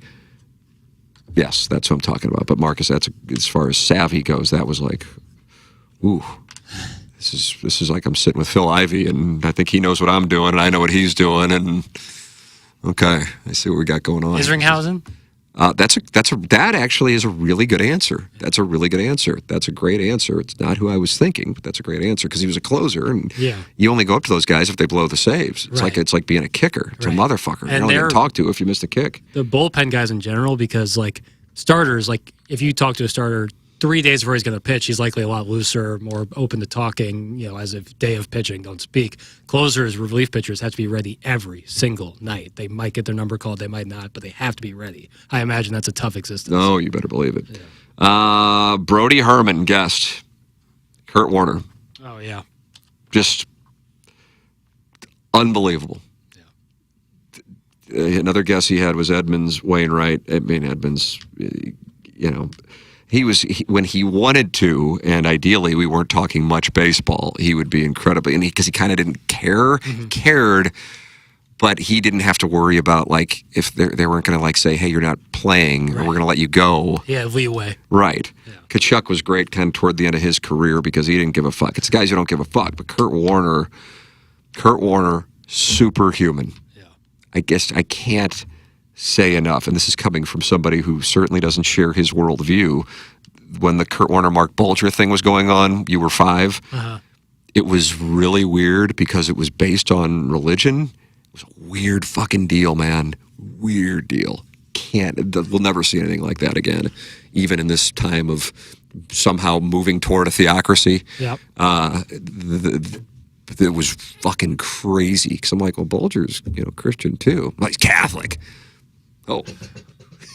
Well, he plays quarterback. What? He plays quarterback. These guys play quarterback. Right. What deity? Trust me. Listen, I lived it, and it was a strange fucking time. It was a weird deal. And I don't even know if the public's even aware of it. But Warner had people who were evangelical who, just no matter what, were going to be with him through and through because, but whatever. And then here's Mark Bulger, who's just this really nice guy, quieter guy, but really nice guy. And he was the bad guy because he was taking Kurt Warner's job. And it's, but anyway, crazy fucking time. That's kind of worthy of a local 30 for 30. But point being, Warner, superhuman. I remember, and it was, we'll never see it again for a variety of reasons, but specifically here, we'll never see it again. I don't know if the NFL ever will see it again because that story was such an outlier. And the team would put up so many damn points and he would have so many damn yards and touchdowns that obviously we're talking to him after the game and he'd have, it's crazy. There aren't even this many people in the St. Louis media anymore. There had to be 25 or 30 people around him in his locker room, or his locker, and he would answer everyone's question. And the one time that stands out to me, it was a guy, and I was super young at the time, and I remember thinking, God, this kid's really young, so he had to be in his teens. And he gets there. Kurt had been answering questions for had to have been a half hour. And the kid asks a question, and Kurt treats it like... Yeah, first question of the day. It was just... I was telling you, there's something like... And I say this, but it's not the right... I guess you would say different. The word I was going to say is off. But I mean it in a complimentary way. And I know when you say there's something off about him, it doesn't sound complimentary. There's something different in... He's just... Something is different with that guy. He is... truly superhuman, not necessarily in what he did on the football field, although it wound up in Canton, Ohio, but the way he conducted himself and treated people, just, I can't imagine anybody better. Again, and when you're the quarterback, that's a day in, day out deal. So it is kind of like being a baseball player, right. you know? Yeah, I just can't say enough good things about that guy. You got to be the leader in the locker room and the leader when it comes to, like, to me, you're the lightning rod. It's, yeah.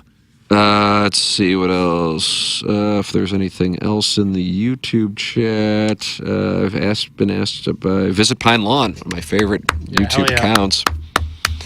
Can you say your favorite dais? I love the one now. Iggy and the cat were great too. Visit Pine Lawn. See, I'm going to try to do my Kurt Warner. I've been asked the question before, but I want to answer it respectfully because obviously this person hasn't. The honest answer is they're all different. Whatever the most recent one is that changed is usually the audience's favorite, which then, let's see, every new beginning leads to some other beginning's end. Ooh. You know what song that's from? No, I don't. I bet somebody's going to get it in the YouTube chat. Every new beginning comes from some other beginning's end. Yeah, it's good. It's a great lyric. Semisonic. Okay. Closing time. Oh, song. Yeah. There you go. Right. But that's just like, so, you know, whatever one version you like. I think the funnest, least bullshittest time in recent years, so I'll go within the last decade, that I had on the show was down the hallway at what was our original studio when we got here. When the Plowhawk was on the board, you were in the booth. The Ric Flair interview booth. Brutal. Iggy was in the studio, Doug was in the studio, and Jennings was in the studio. Yeah, elite. I mean, elite. There were only a handful of those. And I don't even know how. I mean, I might be revising history here. No, I remember a specific there was a day Foot Fetish Friday. Where all were, okay, that probably would have been it. Yeah. And that was the day, I think, where he was driving in here, Tom Ackerman, talk about the great opportunity to host for St. Louis to host the NIT. So good. Final Four. Yeah. Oh. Good time. And I'm telling you, you know, they were going to hire Jay to be full-time host here. They really were. I think I might have said it before he passed. I think so. Yeah. Did I say that? Really? I think. That kind of would be surprising to me, but I don't know. I don't fucking know. Remember. I just remember it was May, and Tommy and I were having lunch downtown, downstairs, and he goes, "Hey man, I don't think anybody expected it to, you know, do as well as it's doing." He goes, "Is there anything you like need or you'd want, or is there somebody we can add?" And I go, "I'm just telling you, because I know Doug said it to me before, so I can speak for Doug, and I know Iggy loves him. And I'm not saying that you or Plowhawk didn't. It's just we didn't have the same conversations. If somehow Jay could be a regular, and that's the direction that was trending, you know, I mean, that was incredible. The happiest I've ever been." Probably, like, as far as like enjoyment of the thing and feeling freedom, was once we got it going at 9:20. That took a lot. It took a while. It was certainly a lift to get it there, but once we turned that thing into a profitable entity, and I really, outside of the owner of the station, Bert Kaufman, didn't have to answer to anybody. Right. I mean, that's how I felt. I guess in hindsight, I did, because you're never totally free, but because my wife and I, we would, like, every other weekend we would travel because we didn't have kids and I didn't have a boss.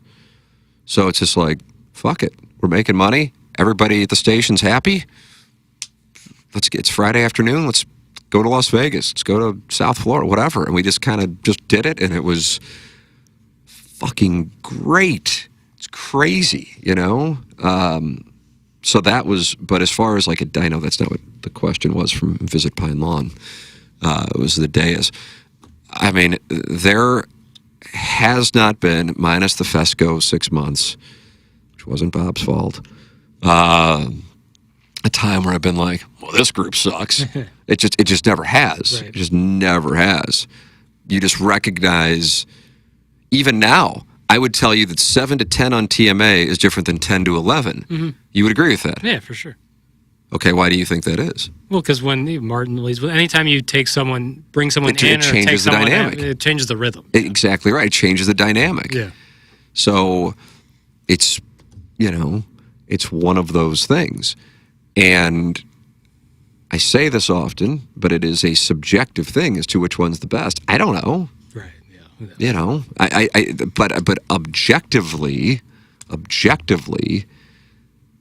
and I guess this would be, it's just logical, the show has never had more people listening to it than it does now, and that is by far the case.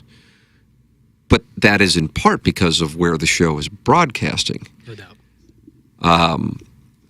The metric that matters the most is the revenue, and that also is at an all-time high. I mean, the show is as close to sold out as a show can be without being like literally there isn't a spot. So, I mean, you just couldn't ask for anything else. So that's a great thing.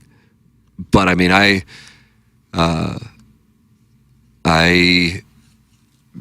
there really hasn't been a time. I bet if you asked Martin and the Cat, they probably didn't really enjoy working with me in 2004 and 2005. Not like that there were fights, but that I just was, I don't know, like I always say about those times, I'm just like, ugh, gross. So I don't know. You want to answer the question? I can answer from a listener's perspective. Okay, what do you got? I'm anxious to hear this. When I was a listener, I think back to when I've started listening around 2014. So I always and this isn't a shot at the Cat by any means, but I would love when Chuck would be in with you and Doug. Yeah. Because at the time, the show kind of always has a lightning rod for texters and people to go after a little bit. Everyone obviously gets shit, but there's always kind of one that is really. And this was pre-Iggy being on the show the second time around. So Charlie, when he would be in, would be the lightning rod. And really? At certain points, yeah. He would go to EDC in Vegas. Oh, yeah, I do remember that. And all the texters would be like, Chuck, you going with your boyfriends out to Vegas to dance around? And he was like, oh.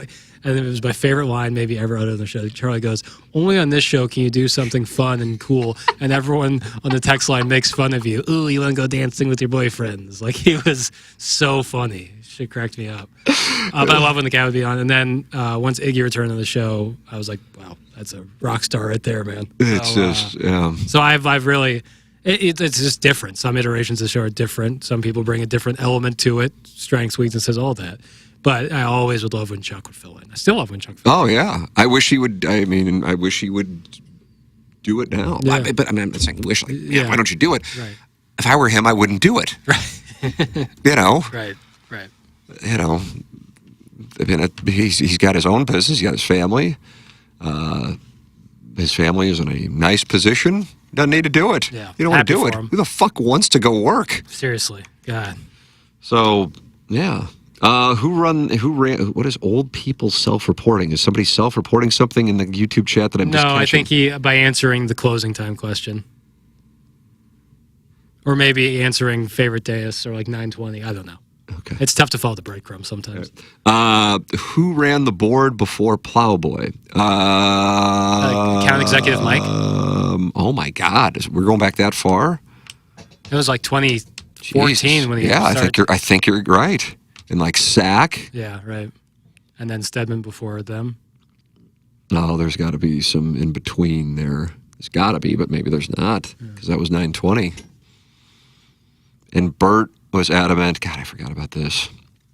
The late, great, what papers said. Okay. Ryan Krause. Yeah, so on answering the semi-silent question. Oh, okay.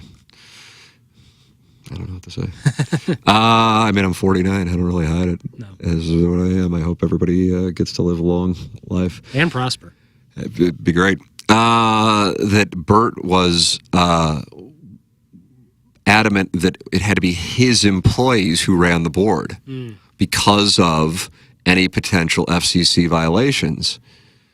And therefore, he was covered, his insurance covered his employees. And I'm like, okay, whatever, we've agreed on the major deal points. I didn't like it because I wanted a board operator who knew the show, but he was adamant on this. And I'm like, I'm not going to let this kill the deal.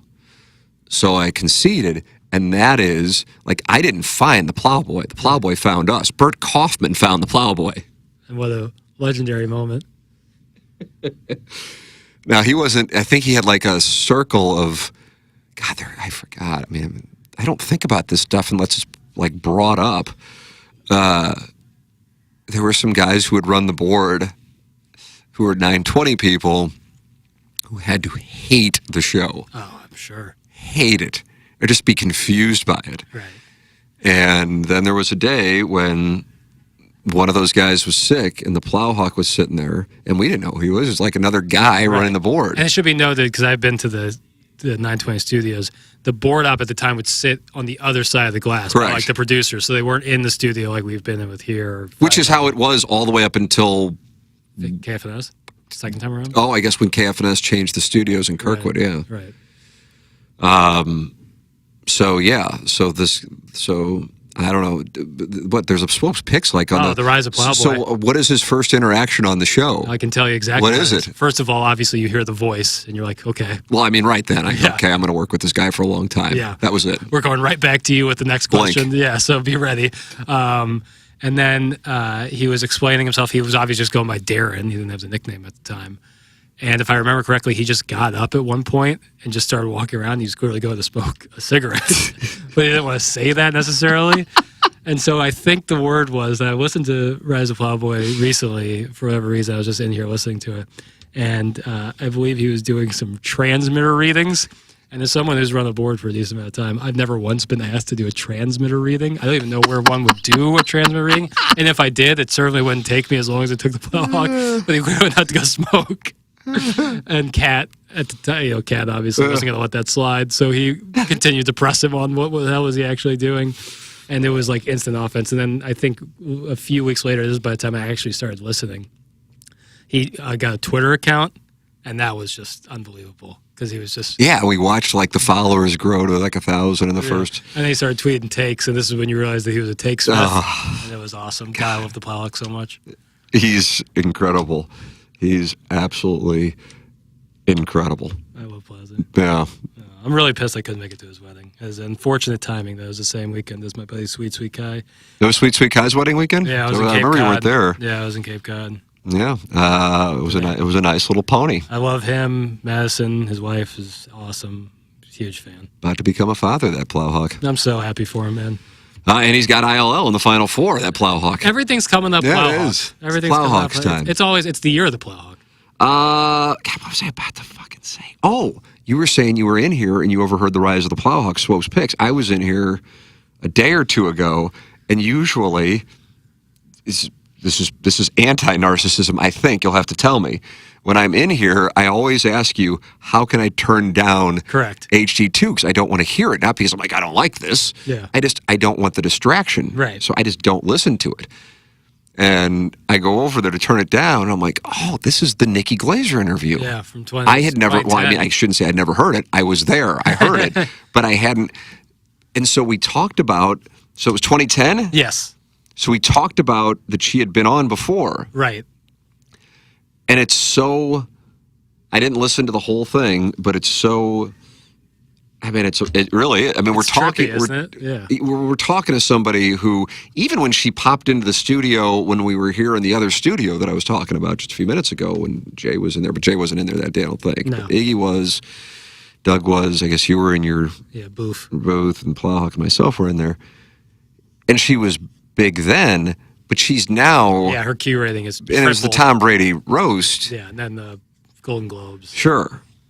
So to hear this girl who was truly, I mean, when she first was on with us, if I'm 23 and I think she's a couple of years younger than me, and And then a few years later, she was on Last Comic Standing. That's what she was telling the story. And that's, I guess, why she was in. I mean, and I'm sure she asked to come on, which is just fucking kind of crazy. But, you know, it just was,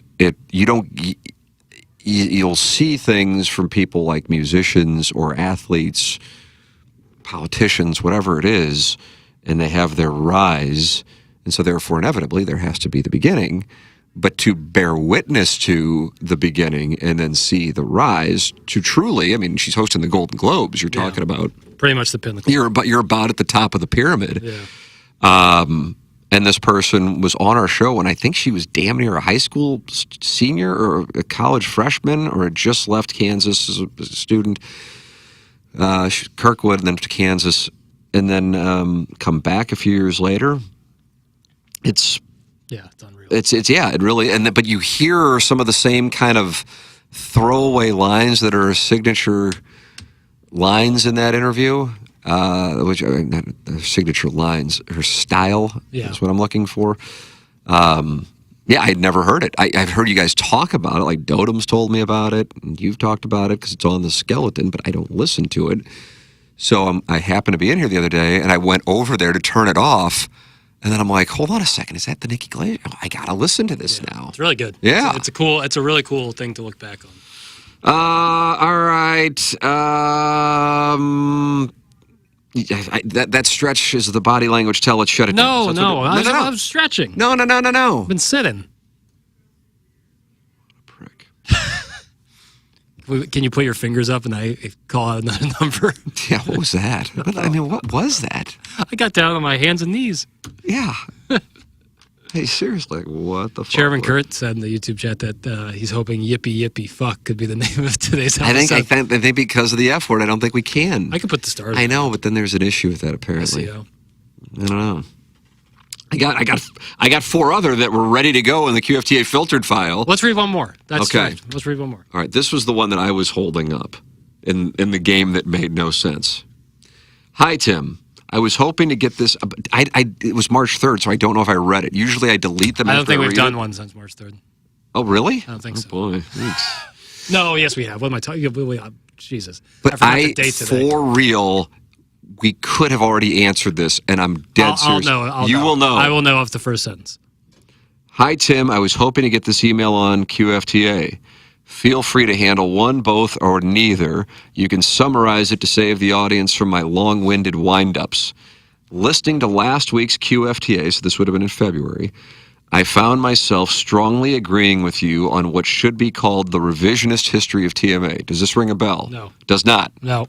I'm trusting you. I know you're not like lying to me, but No. I don't remember. No, I don't think that's the case. This is not a lemming move, but I think people either didn't listen to the show pre-Iggy or they have a very poor memory. As someone who has been listening since 2012, I can testify that, let's call it the Iggy era, is an anomaly. Iggy was a huge part of the show for 7 years, but the 13 years before he was a member of the dais were much closer to what the show is now. There was sports talk, there was nonsense, there was blues guests, there were Cardinal beat writers, and all the other things that people have memory hold. I've never heard that term. Mm-hmm. Memory hold? Yeah. It's like what I learned today, mogging? Yes. And you were mogging me today? I guess. I still don't really know what it means, and honestly, the word kind of makes me a little ill. Well, all right. It's just like, I don't know. There's memory hold you're fine with, though. Love memory hold. And what does memory hold mean? Like a hole in your memory. Got it. Yeah. Makes sense. To me, it's interesting how people have little understanding of their memories and how their default setting is to always romanticize the past. I think that keeps them from enjoying the present. Not just TMA, but almost everything. I catch myself doing this and I try to reevaluate it in the moment. Not everything has to say the same or even should.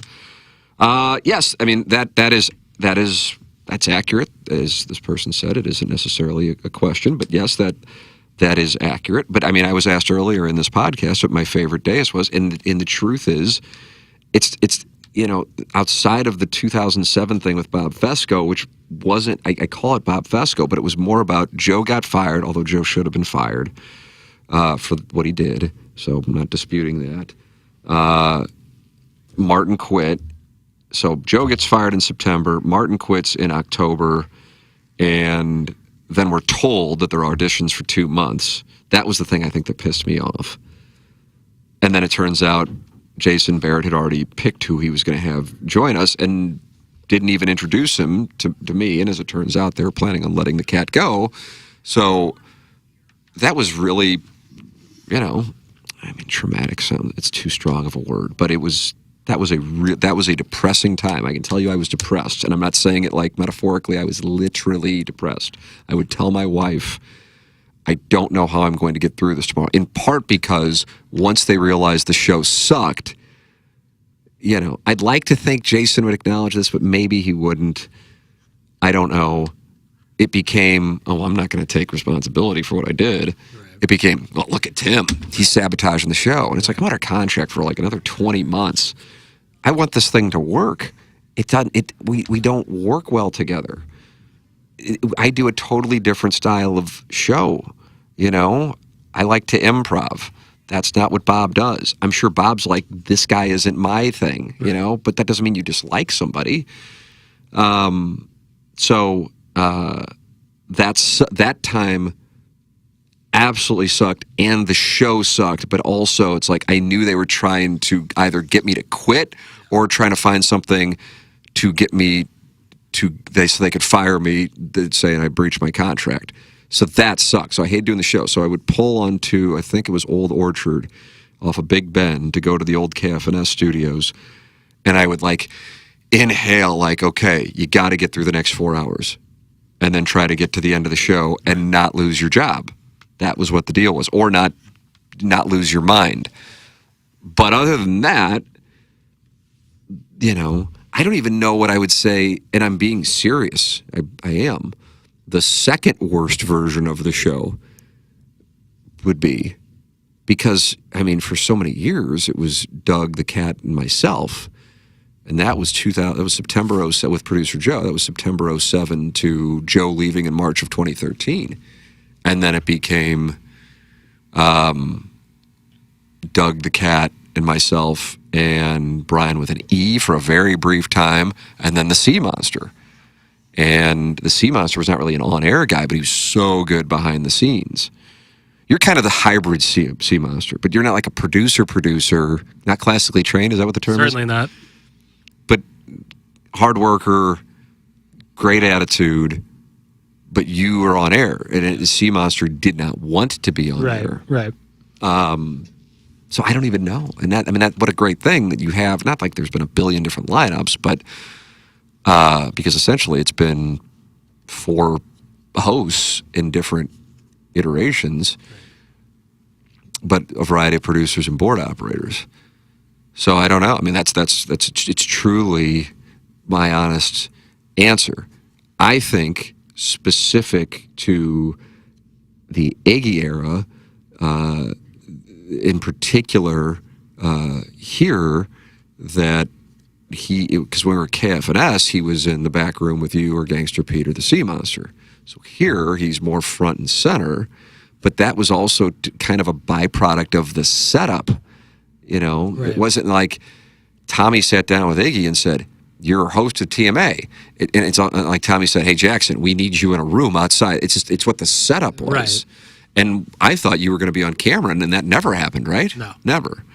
Until you would be on Balloon Party. Yep. And when we went to 101. Is that accurate? Well, when Plowhawk on Plowhawk left, you came in and ran the board. Okay.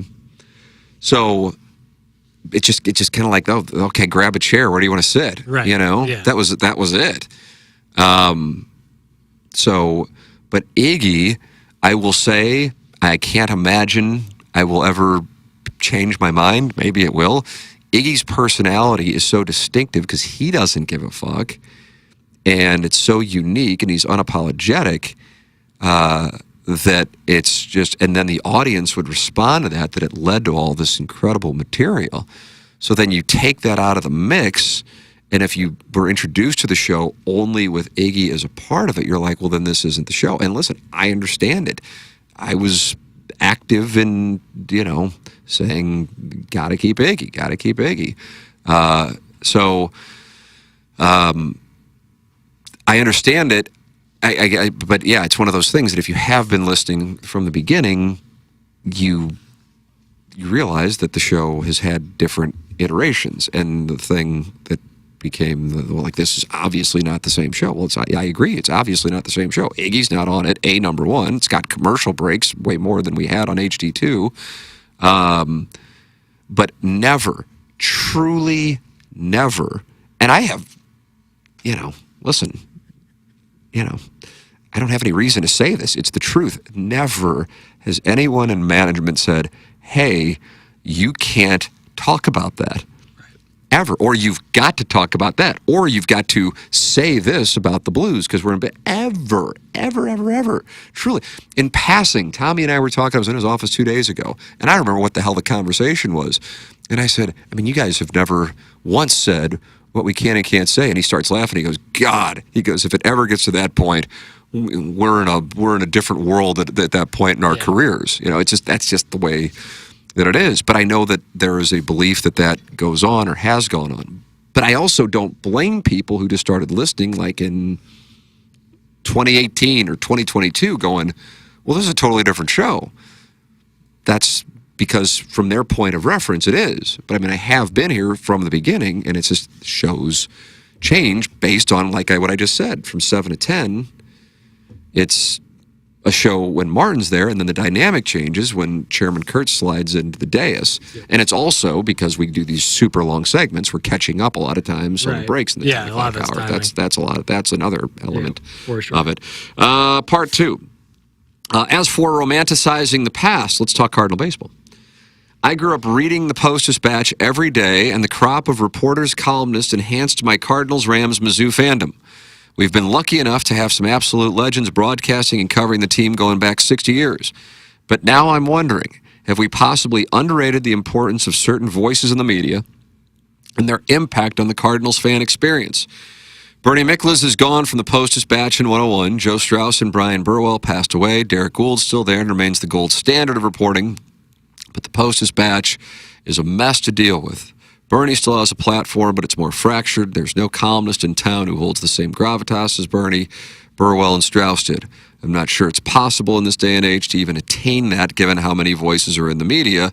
This is a long, drawn-out way of saying that I believe the absence and fracturing of media has had the unintended effect of making people feel less connected to the local teams, especially the Cardinals. Maybe it's just me, though. I would love to get your thoughts. That comes from Ryan. It's a great observation. Here is what I would say. I don't think it's a reflection of St. Louis specificity or the Post-Dispatch specificity. It is media in general. If you're uncomfortable, I feel like, are you okay? I'm all good. Okay, all right, because I'm like, oh God, I've gone long and you got to piss and you don't want to do it. All good. Feel free. Okay. Good. God bless America, because I feel like, oh shit, I've killed poor papers. You're all good. Okay. So it's just the way that it's. I knew it was happening. And I think anybody knew it was happening, but it happened way quicker than I think. I was trying to buy KFNS 6 years ago, and that sounds funny now. To me, I go, oh my God, how lucky am I that the other party changed the terms, because I was going to buy this thing. Now, I think we would have made it work. It wasn't about the asset that is KFNS. It's about what can you do once you own the asset. But either way, it's an AM radio station. And I don't know about everybody's cars, but for mine, I have to go out of my way to get AM radio. And that's just a different deal. KMOX has gone out of its way to highlight that it's on 104.1, I think. So, if I want to sit here and go, yeah, I saw it coming, somebody would go, hey, motherfucker, remember when you were trying to buy KFNS? Right. And that was 2020. So it's more of a commentary on what has taken place in our industry. But I want to emphasize this part. It's not like the dollars have disappeared. The dollars have actually increased. They've been reallocated from some of what would be considered the traditional platforms. And so you can make a great living in our industry. It's just dispersed toward the absolute top end. And then if you're not there, then you hold up a phone and do a show. And then what I think winds up happening, or do social media more so, in order to, then you go, okay, holy shit, I'm not making any money. Well, then you talk to somebody about how to make money. Well, you got to get attention. And then how do you get attention? You say the most hyperbolic thing. And so, I mean, I grew up, Jackson, looking forward to reading Bernie Miklasz. Couldn't wait for it. Not just on the Saturday Bernie bits, but, you know, anything. That was like one of the things you looked forward to. And then you had Joe Strauss and Brian Burwell. And, you know, it was kind of like, holy shit, we've got ourselves some great columnists here. So it's more of a immediate, like there aren't the dollars on the revenue side for the Post-Dispatch or the parent company or any newspaper and its parent company to pay the figures that I would imagine, I don't know, those guys were making in whatever year you would want to cite. I would imagine they were doing, you know, by my standard anyway, quite well. And it's just the game has changed. But that's not a Post-Dispatch thing. That is, I mean, what newspaper is like thriving in 2026? Right. Certainly not the print versions of them. It was the original sin of giving the content away for free when the internet came to fruition and they weren't ready for it. And by the way, that's not like a judgment thing. It's what happened. And then all of a sudden, well, now we're going to ask you to pay for it. Right. And then the world where you have to pay for so much they used to get for free. Right. It hurts even more. Once you start asking people to pay for something that they're used to getting for free, you have a model that is fucked. Yep. We were actually, it was Chairman Kurt, who might be in the YouTube chat, and Starter Packs. We were in here having a meeting on Sound Story. That was Starter Pack saying, he was talking about Barstool did something. You would maybe know that better. Kurt really isn't a Barstool. He might be able to talk about it because he was in here with us.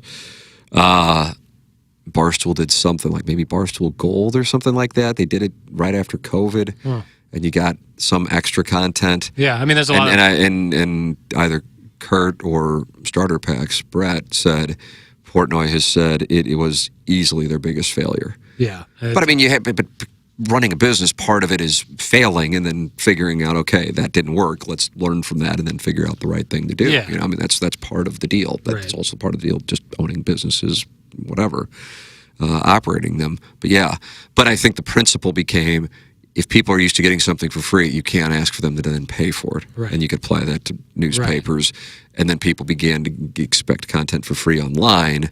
And then all of a sudden they were asked to pay for it. And they're like, well, fuck this. Yeah. You know? And then it got shifted to what they call freemium, Tim. Freemium. Yeah, where like you can use a website up to a certain point, and then once you use it, like with like Dropbox, you can use up to X amount of gigabytes with Dropbox. And once you reach that threshold, now you have to start paying for it.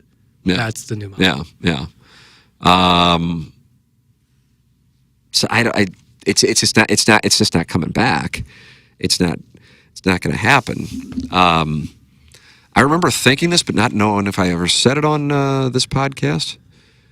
But it's like there was a time 3-ish years ago where I was thinking, I don't think the public knows that this is about to happen, but it's about to happen, and it would only be in St. Louis and St. Louis sports fans. But a lot of the people who have been the voices, the faces of sports news and opinion in St. Louis over the last quarter century or more are about to either shut it down or change careers. And because the barrier to entry is zero now, there are way more people doing it, but there isn't, as the emailer said, the gravitas. Doesn't mean that they're less talented, by the way, but because it's so fractured, then it isn't like, oh, did you read Bernie this morning? How about what Bernie wrote? Or did you hear what so-and-so said? And then it isn't like there are people that will, because there are platforms that will have that same, Bernie's bits on a Saturday morning kind of power. So the emailer, Ryan, said he thinks that we underrated the importance of certain voices in the media and their impact on the Cardinal fan experience. And I would say, yes. So if Bernie Burwell and Strauss were all around and all saying what they thought about the Rams moving from the get-go. I'm not saying the outcome would have been different, but it would have been a different script. And by that I mean they were able to kind of get out of here easily. Yeah. And that sucks. Yeah. It just is the way that things played out. Again, relative to, because Strauss passed away, Burwell passed away, and I remember being down, they were doing a remote from Over Under, which I think is still on Washington Avenue. Is that right? Yeah. Nice. And they were getting ready to start their show. They did afternoons on 920, and I could tell they were like, they had something.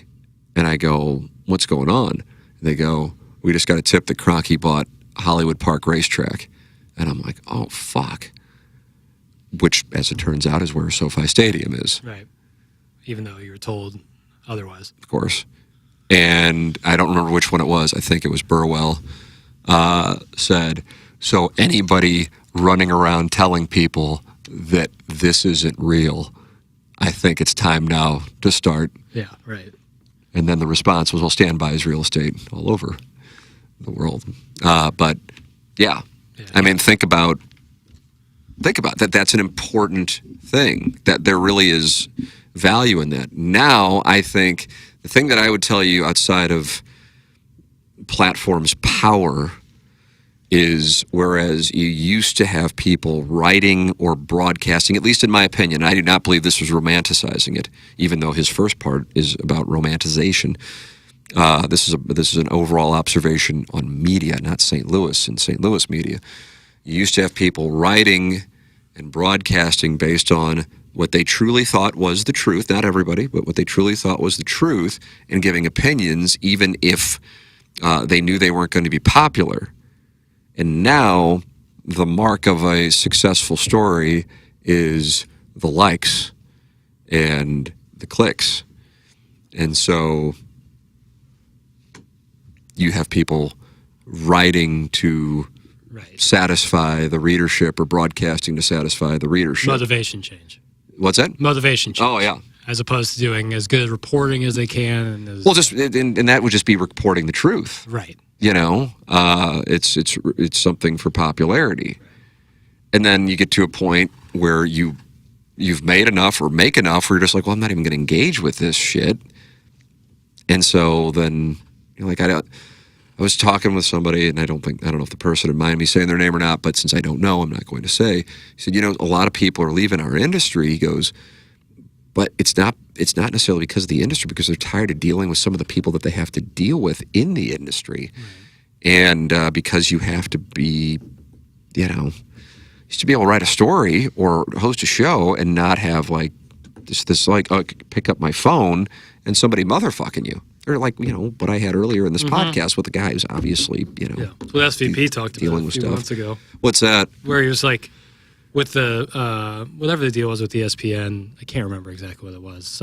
I truly can't remember, so I shouldn't reference it. But something where people were upset with him and ESPN, and it's because him and Stanford Steve did a video about whatever issue it was, and he just had people motherfucking him like crazy on his phone. He's just like, yeah, I have no interest in doing that. He's like, I'll tweet sometimes, but like, I'll tweet and then turn my phone off or delete Twitter afterwards and then re-download it. Oh, wow, really? I don't think I'm paraphrasing hard here, but it's just like, why would I he referenced somebody else he's quoted someone else saying like, oh, Twitter, you mean the thing where I can look at my phone and people are calling me an asshole? Right. Like, I just have no interest in that. Now, as a contrast to that, one of my first interviews on this podcast nearly a decade ago was Clay Travis. Right. And I don't recall the exact same questions, but I asked what the question was, but I asked him about the stuff he tweets, the hatred he gets, and he goes, I look at my mentions, and he goes, it's the greatest.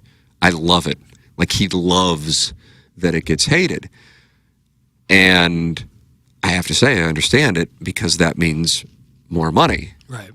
Not in the fact that the tweet came to you, but that people are that consumed with you that they clearly are emotional and worked up and obsessed, I guess, kind of the theme throughout this, that is a good thing.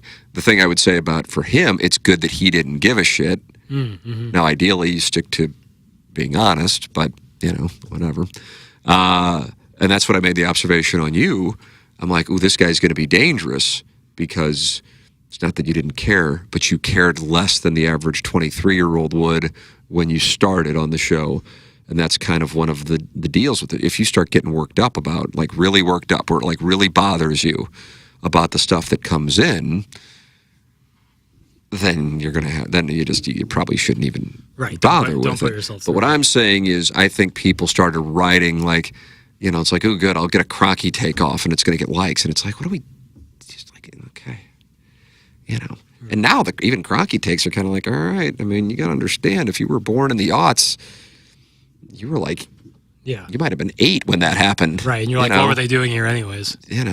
Like, hey, it's a bit of a dated reference. Right. But what I'm saying is, as far as the gravitas that the person makes reference to, the emailer makes reference to,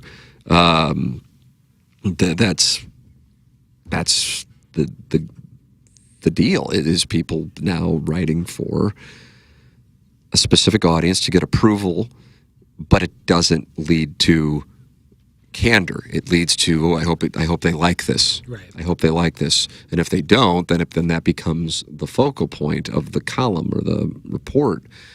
And it's like, well, just here's what's going on. Here's what I think. You may not like it. You may like it. I don't really care. Ryan Krause says engagement is good no matter the kind.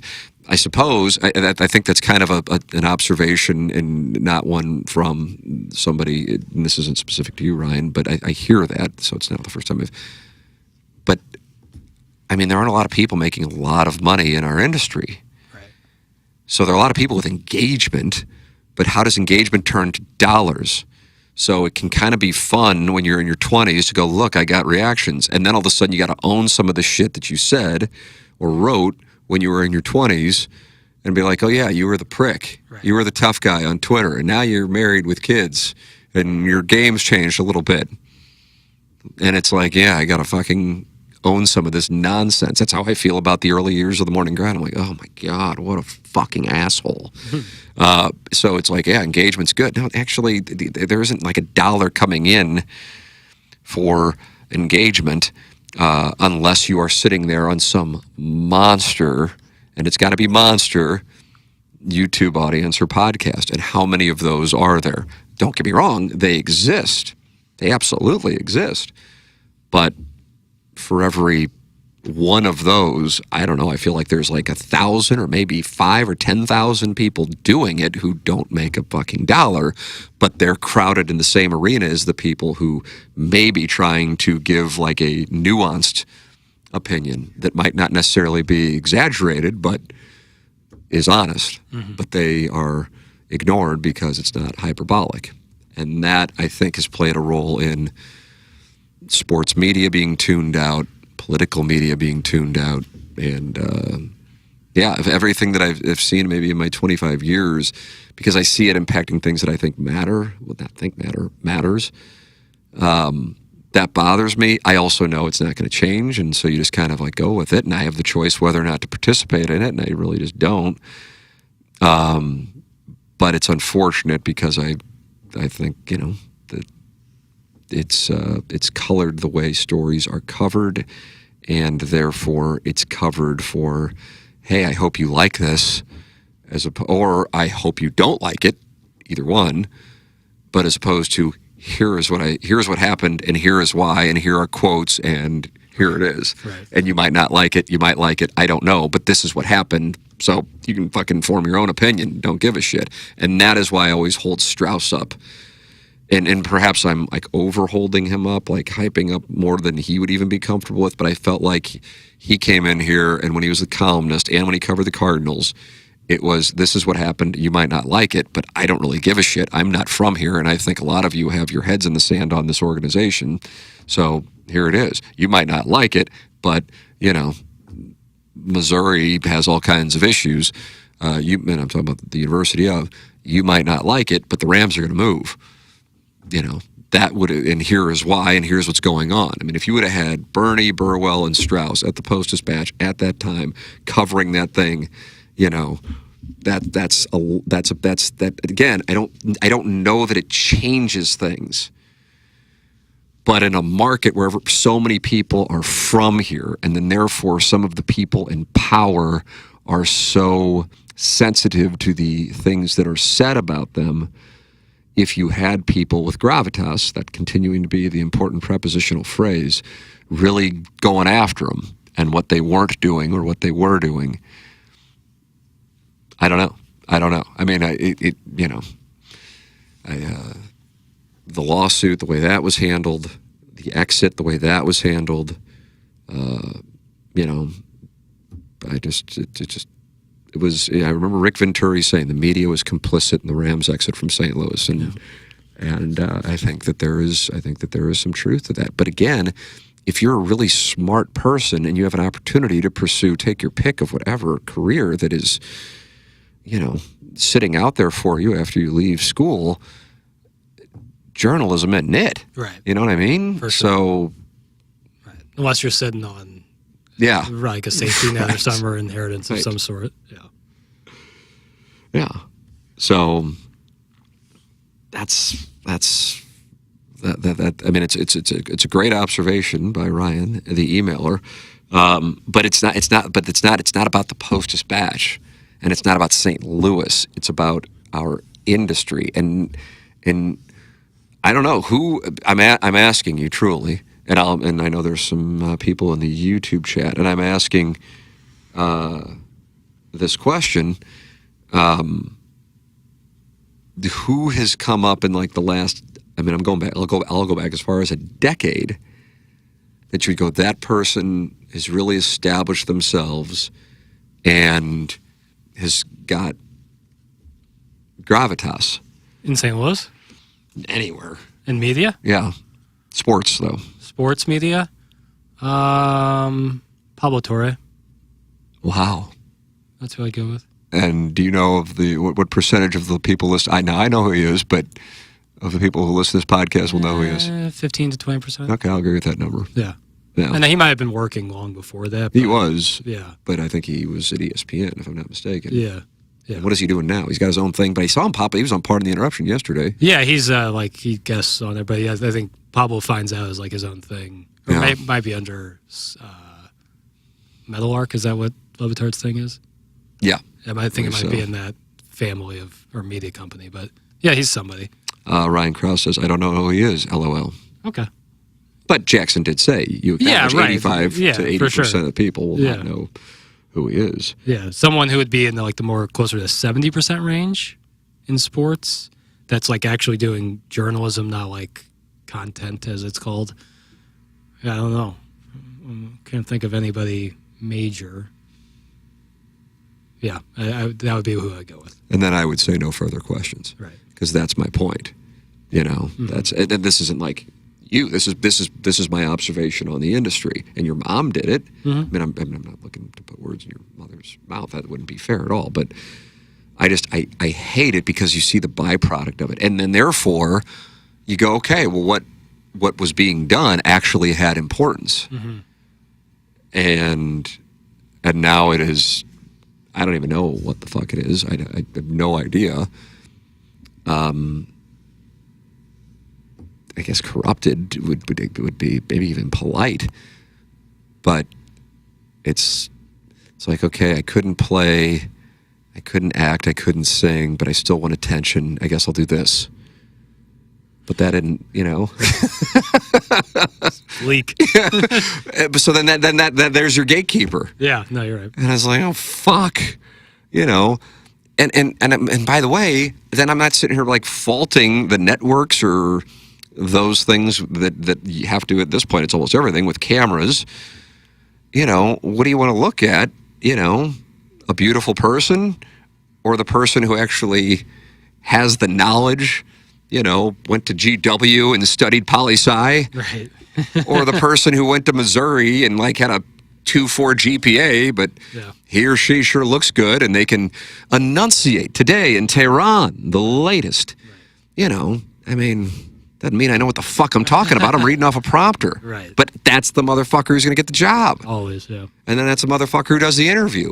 And then the motherfucker's making $6 million. I'm like, if I go here, I might lose my $6 million. Right. And then I'm sitting there on TikTok looking for attention. Like I see poor Chuck Todd. He have changed it to now full circle George Washington. Yeah. God almighty. Guy was hosting Meet the Press, and now he's like sitting in like his, I know sitting in his basement is like the proverbial cliche, but I think he literally might be in his basement doing the Toddcast is what he calls it. That's pretty good. And I just go, That's how I felt when I saw Bill Maher interviewing the Haktua girl. I was like, oh, rough. Oh, he had her on. Oh, yeah. I really enjoy Real Time. His podcast is odd. Yeah. Oh, so you've listened to his podcast? I think he's got a booker who is like younger and is like, trust me, Bill, this is what you want to do. If you're doing this on the internet, this isn't Real Time, this isn't HBO anymore. Here, you just got to trust me. And he just has to sit there and be like, who the fuck is this person? That's what I think is happening. I think he's got a booker who's good, who's, by the way, is good, a good booker, but somebody who's like not maybe on his wavelength. It's such a case by case on the guess on that. Yeah, because that's the thing. It's like in between Hot Two Girls, like someone, it was like a senator or something. It was like, I feel like he sits there and he obviously gets high. Yeah, he has some booze. And then it just becomes like, hey, I'm glad you could come by for me to interview you. Now let me tell you about my opinions on things. Yeah, and then listen. And then they interview him. Like, all right. Like I'm listening to Rob Riggle's the guest this week, and Rob Riggle, I can tell, is like, oh, is that right? It's really good. And I'm just like, and I know this guy's really a sharp guy. By the way, he has Stephen A. Smith on there. Who? On Real Time, not on the podcast. He might have had him on the podcast. I would. But he has him on he had him in Real Time last week, and I said to my wife, I said, I can't, I can't take that seriously. Like, what are we doing? It's really like is the Undertaker on next week? Yeah, you know, what are we doing? And that's a perfect example. He can talk demonstratively. He can come up with shit really quick and say it, and he says it in a way that if you didn't know any better, you go, oh, this guy knows what he's talking about. But it's like I'm glad. I feel like the public's kind of got on the Gus Johnson. I got nothing against Gus Johnson as a person, but like just because you scream doesn't make you a good broadcaster. Right. I think he's also running out of gas a little. Like he was screaming for so long that he just doesn't have that same gear anymore. He can't do it. Oh, he had that when his voice cracked in the Indiana Penn State game. Cracked. It gave out. It gave out. He lost his footing. It's an all-timer. Let's see. People are naming people in the YouTube chat who I just want to say I'm not going to read them because I respectfully disagree. Yeah. I haven't seen one. And then people are naming people that I don't know who they are, or they're naming people who I would put in the more Stephen A. Smith realm than the Pablo Torre realm. But I'm quite confident that if we were to line up Stephen A.'s 2025 returns and Pablo Torre's... Yeah. Stephen A. probably spends that on gas. Right. That's what I'm saying. That's the thing. You can be nuanced and honest, but you won't be financially rewarded. Right, right. And so that's the thing that's what's been created. Right. And I hate it because it actually has had an impact on the world. Right. I got to tell you, it really bothers me. That's why this topic, anytime it gets going, it's the one that's nearest and dearest to my heart. And it's happened so fucking quickly, too. Anyway, you can always email in tmckernan@insidestl.com. Anything is welcome. It's brought to you by James Carlton of the Carlton State Farm Insurance Agency. And that's online at carltoninsurance.net. It's brought to you by Mark Hanna of Evergreen Wealth Strategies, online at evergreen-ws.com, and by Seth Goldcamp of Design Air Heating and Cooling, online at designairservice.com. I mean, anything and everything's welcome. I had 5 ready to go papers. You know what I even did? I said, go below the council, boy, and scream out a number, and I'll hold up my finger, and nothing will happen. We were both doing something where I thought I was guessing the number, but you had the number up, so I was trying to guess a number I couldn't see. But go under the council, comma, boy, just seems like a great episode title. I think that might be it. Yeah, get under the council, boy. Council? Well, fuck it. Yeah, let's make sure we spell it right, because I don't know either. I think it's console. Look that up. It's console. we're not. I think the two of us, could create a council. Yeah. But I think this inanimate object right here is. I was the proconsul at Sigma Chi Xi chapter. I think it was 96, 97. Is that one of those words that is like a fancy old time word for like treasurer? I believe it's Latin, and that meant vice president. Okay, exchequer. That was treasurer. Nurse. That was quaestor. Quaestor? I believe so. Quaestor, and that person managed the finances. Okay, we always had exchequer. Who's Meester? Someone with the last name Meester. Quentin Meester? Leighton Meester. Leighton Meester. And she was on Gossip Girl? I thought Blake Lively? I thought she was Topanga. No. Okay. Maybe I'm off. Was Topanga's real name Topanga? I don't think so. Okay. Peterborough says Hornets announcer's worse than Gus with the screaming. Eric Collins, brutal. That was just a little treat for you as we head out the door. Brutal. Because I knew it would activate you. It's Thank really you bad. to Peterborough. It's really bad. Email in. Hate mail is welcome. $1,000 bounty. I don't know. Yeah. An odd moment here today is we had a burner come in. Might have been. I feel confident I could literally give the names of who the person was, like the actual government name. And then they retracted their comments. Yeah. Or maybe YouTube has some algorithm where it won't last. I don't know. Who knows? Chairman Curtis in the YouTube chat says Danielle Fischel. Fischel? That was Topanga? I think it was a Danielle. I don't know the last name. And her husband? What about Ben Savage? Ben Savage. Ben Savage, was he related to any other of the Savages? Fred? Yeah. So it's Fred's brother? Yeah. Okay. What are we doing out here today? That's Topanga. And her husband once tweeted something that he found shrimp in his cereal, and it was a whole thing. Do you remember that? Hell no. This was in 2021. Topanga's husband tweeted that he found some shrimp in the Cinnamon Toast Crunch or something. It was really weird. People out there who are listening to this know what I'm talking about. This is a brief aside, and we always say we leave the wives and kids out of it. For sure. So this is high risk. Yeah, man. But I am so grateful, even though it doesn't exist. But therefore I'm grateful that this thing doesn't exist. But that my wife is not active on social media. Huge victory. God. It's a huge victory. I cannot, because if that, Yeah. and that my kids are so young that by the time they're old enough to be on it, I'll probably be retired. Yeah. So I hopefully will dodge any of, that, Until they whatever could happen. Go back from the years of 2022 to now and see all the cute boys on your Twitter account. Oh, God help me. Holy shit. Yeah, so poor Topanga's is hanging out, and then her husband's in a Twitter war over a shrimp and a cereal, is what you're telling me? Out. It was really weird. I just remember it was really weird. Yeah. Jonathan Taylor Thomas was at her wedding, though. And Ben Savage. Jonathan Taylor Thomas was at your wedding, and all this time I thought you were a single boy. No, at Topanga's wedding. Jonathan Taylor Thomas, JTT. JTT and Ben Savage were in attendance. But then they filed for divorce the next year. Topanga got divorced? Yeah, and then she got married to a guy named Hot Carl. I'm sorry? The gentleman's name was Hot Carl. His name was Carl Jensen Karp, and his stage name was Hot Carl. I don't know. I mean, are you familiar with that? Is that like a innuendo? It's not an innuendo. It's just there. Hot Carl. Am I missing something? Yep. It's with a K. Does that mean anything? Hot Carl is a vulgar slang term for a sexual act involving defecation, often on a partner's chest or face. Oh, I didn't know. Yep. Well, that's who. Well, I was pretty confident about that based on how often you were. But that's who Topanga married. I'm just reading. Well, we're not going to kink shame.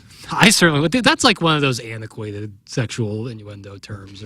So you say people aren't experiencing defecation anymore? No, that was probably written in Mad Magazine. I mean, this is the AI overview. Okay, I don't know what to say. I'm trying to find out what this. Your damn words. I shrimp can have somebody play it back for you if they're out there. Why'd she marry HK? Yep, there it is. Chairman Kurt says that's an FCC violation, so it's always your own guys. Yeah, that's for sure. I got a Topanga husband cereal. We're not ending. I refuse to hit the buttons until I figure this out. I've just been told I cannot leave this You're being held podcast. hostage.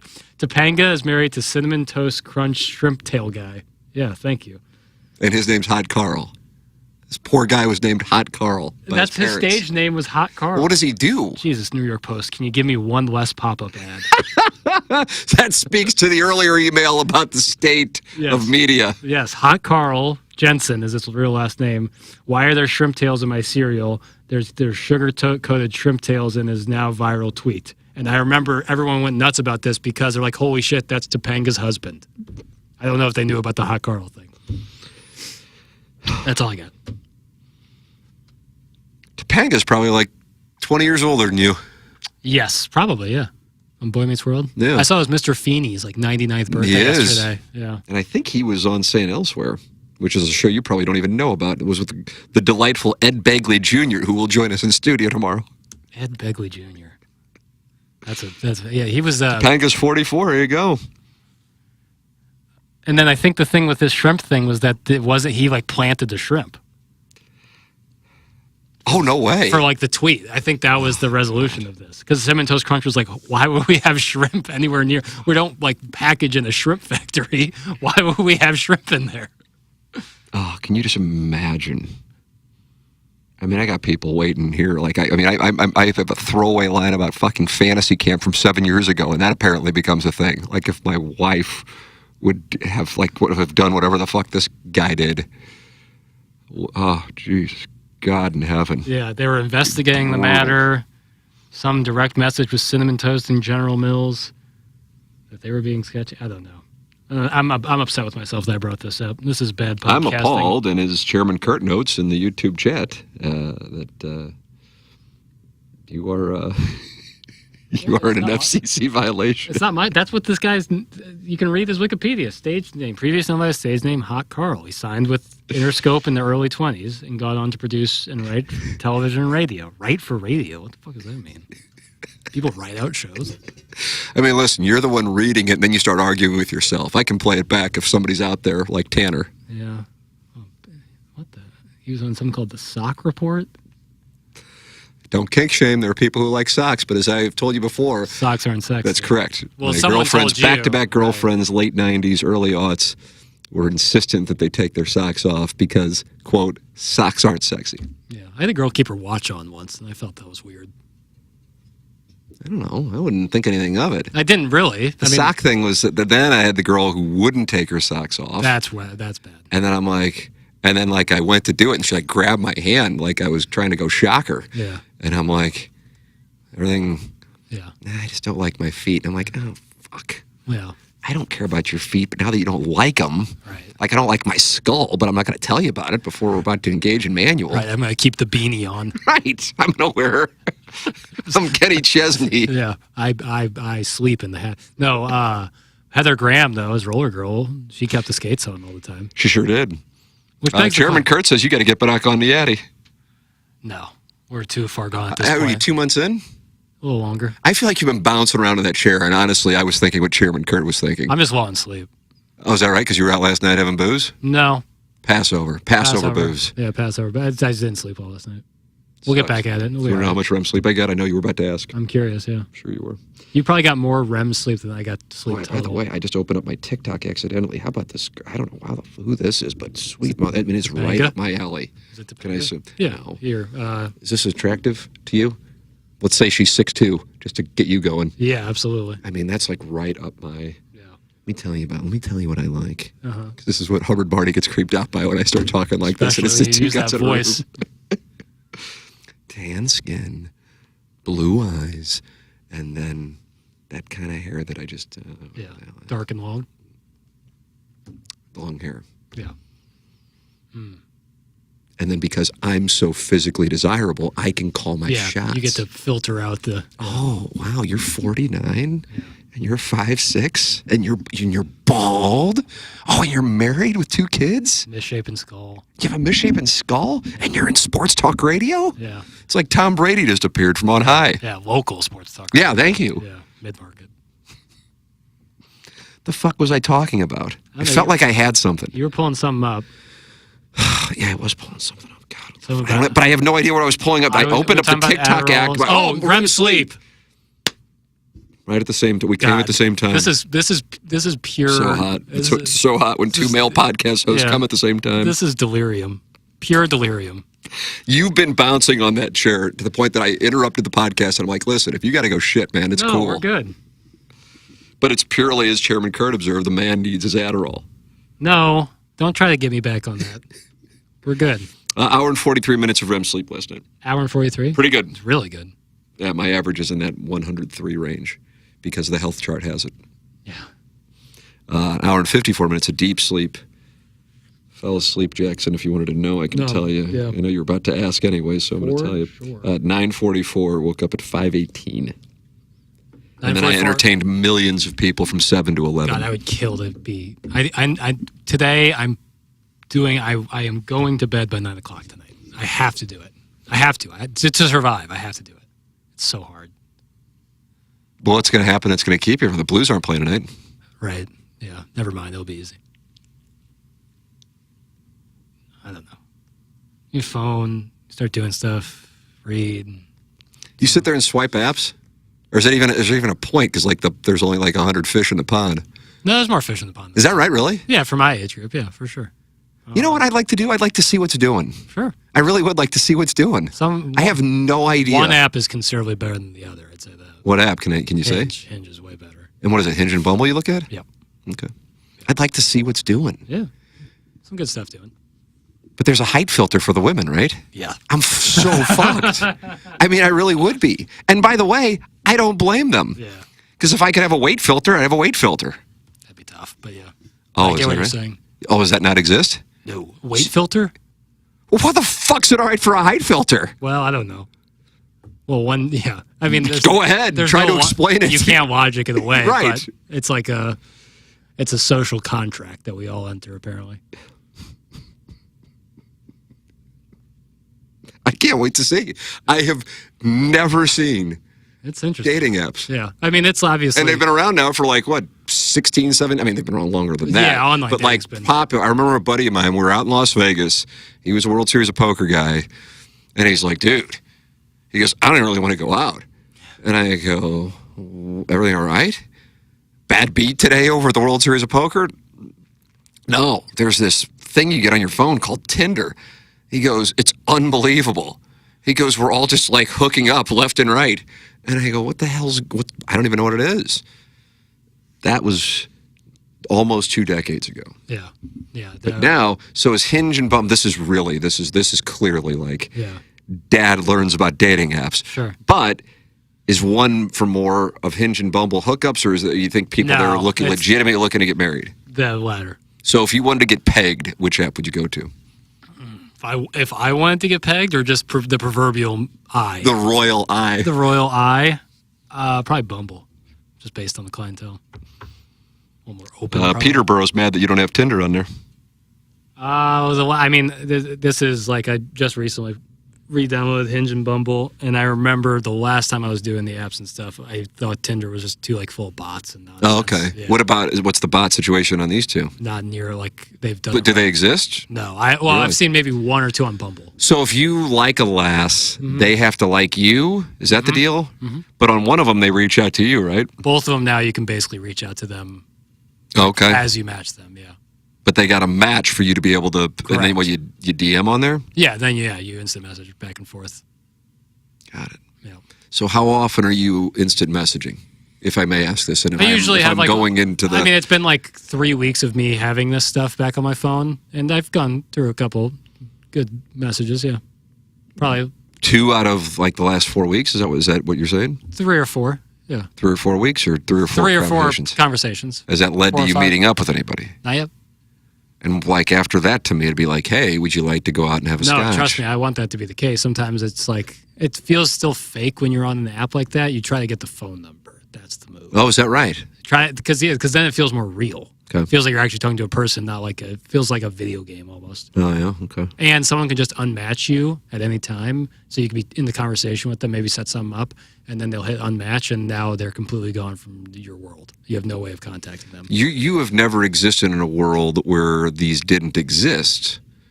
Right. So how That's certainly often not dating. so how often have you, quote, dated somebody where you met them at a cocktail lounge, a speakeasy, a Hugh house? That no Never. messages, no previous. Right, you just come up to them and say, "What's the word?" Oh, in college, yeah. All right. In college, Beyond once. college.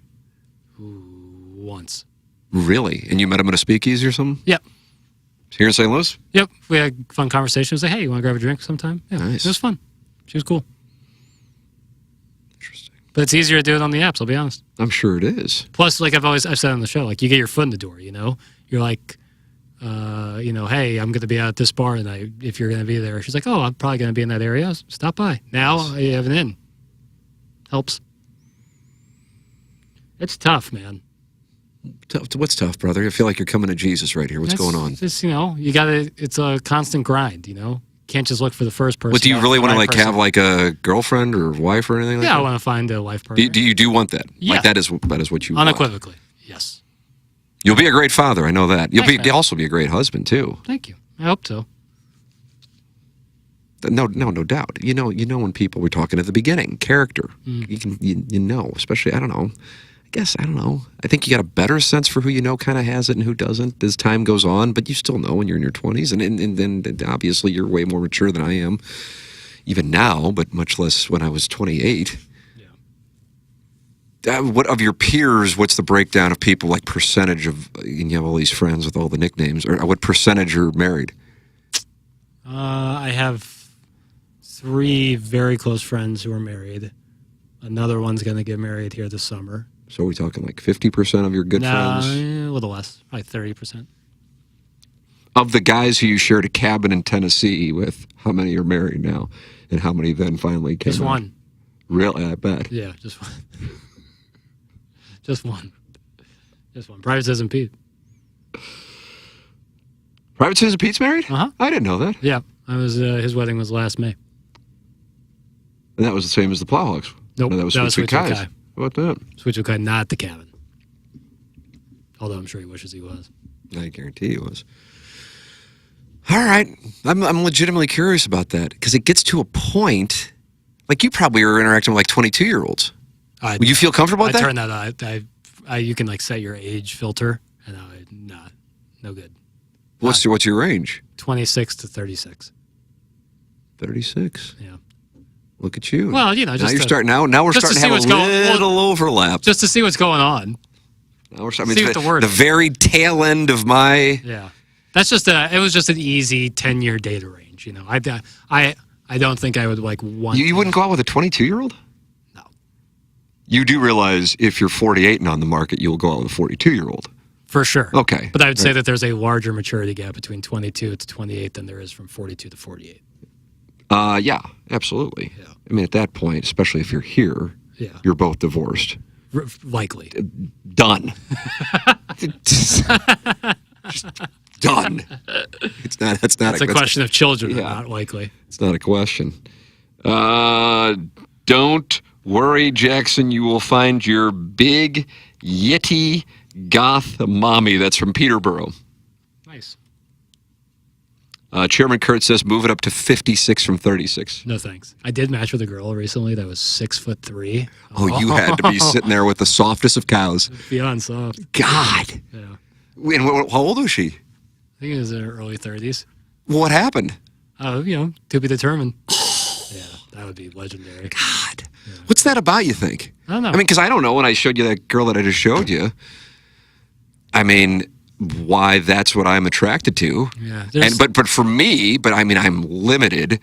I mean, I think my wife, like if we were flat-footed, we're like pretty much the same height. Pretty much the same height. But then we'll be out, and then she puts on the heels, and it's like Tom Cruise, Nicole Kidman. Right.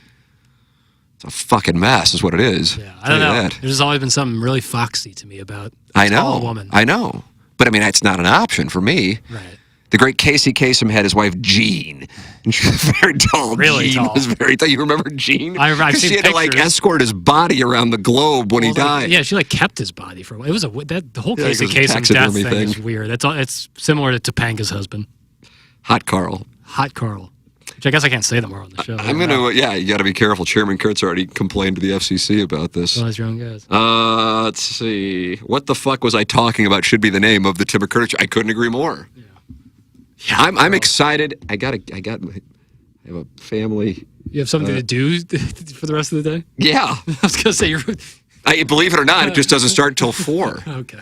And we haven't done one of these. I don't know how long. Fair. but I get to see the dating app. Yeah, you do. I've said this before. My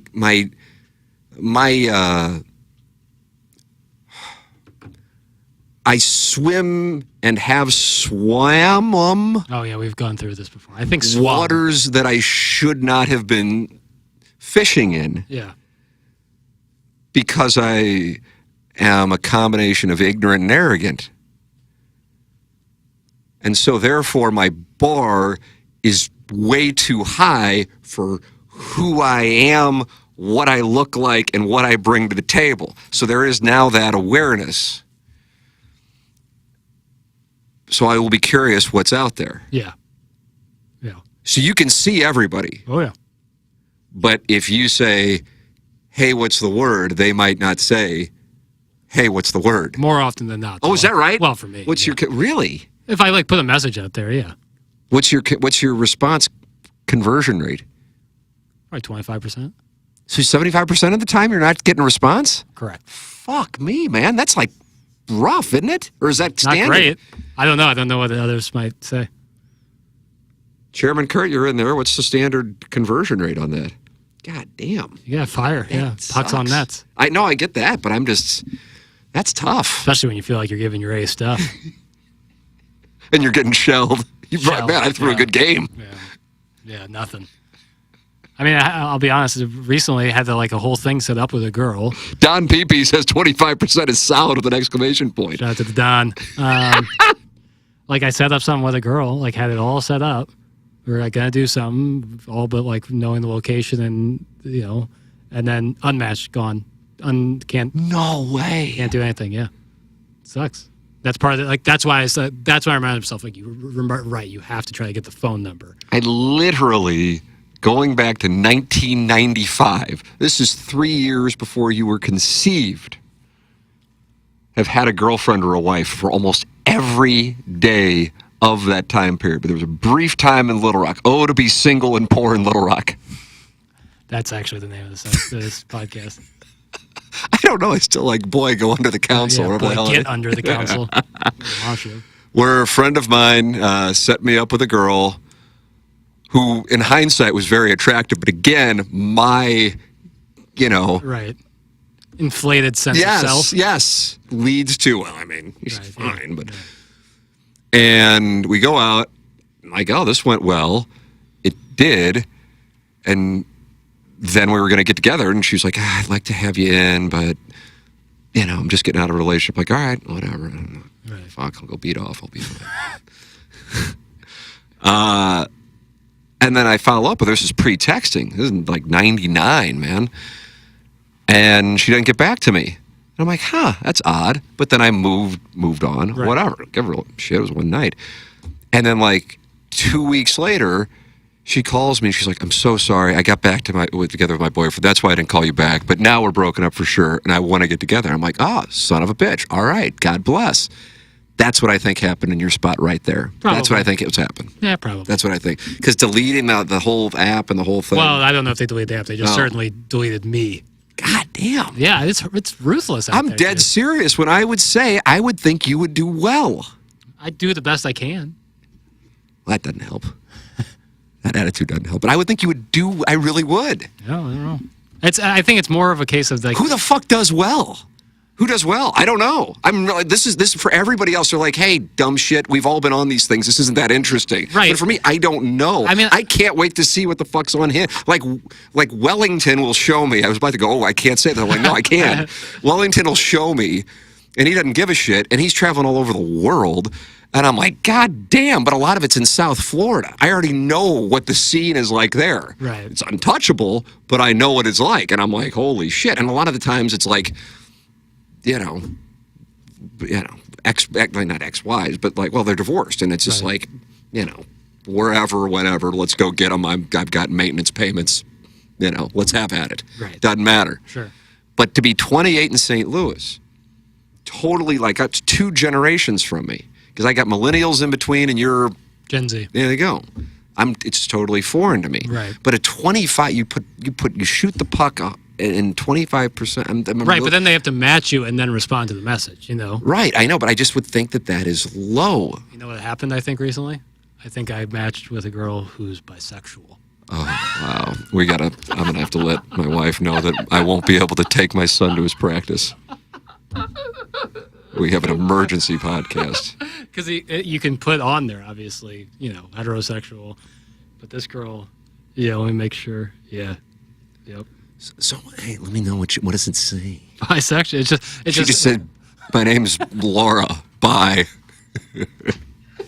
No, you have to, in the description of yourself, there's a bunch. It's 28, woman, bisexual, 5'2". That's my sweet spot. Yeah. Because if she wears heels, she's only 2 inches taller than me then. Yeah. Bisexual. Really? Yeah. So what's going on there? I got a message. Can I see what the word is? I'm gonna wait for the cameras to be off. I really want to see what the word is. We can as soon as you end. It's like the girl. Have we ever talked about the butt plug thing?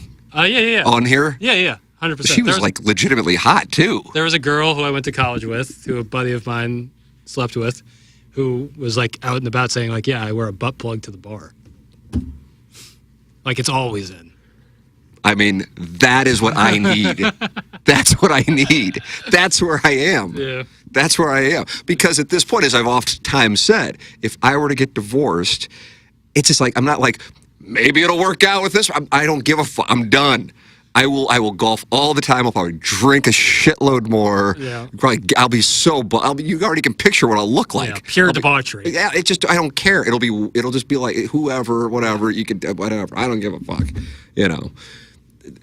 But that's what I would be interested in. Yeah. That's what I would be interested in. Yeah. I am not interested in playing stepdad. Right. And it wouldn't be right for me to be introduced into some kids' lives just so I can, occasionally sleep with their mom. I don't want to do that. Right. I'm out. I need the girl with the butt plug in at all times. She's that's the only. I want her as a guest. That's Martin's next surprise guest. That would be.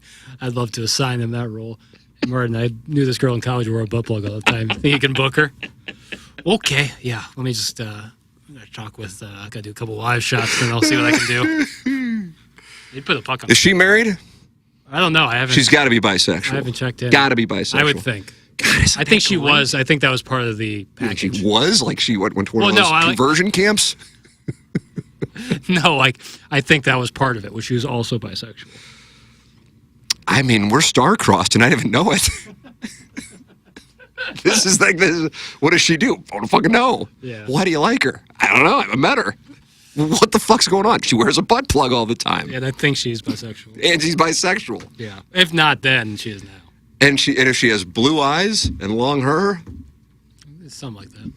Whatever, it doesn't matter. All right, we got to go because I got to scroll through Jackson's dating apps. Yeah. Otherwise, we would keep going.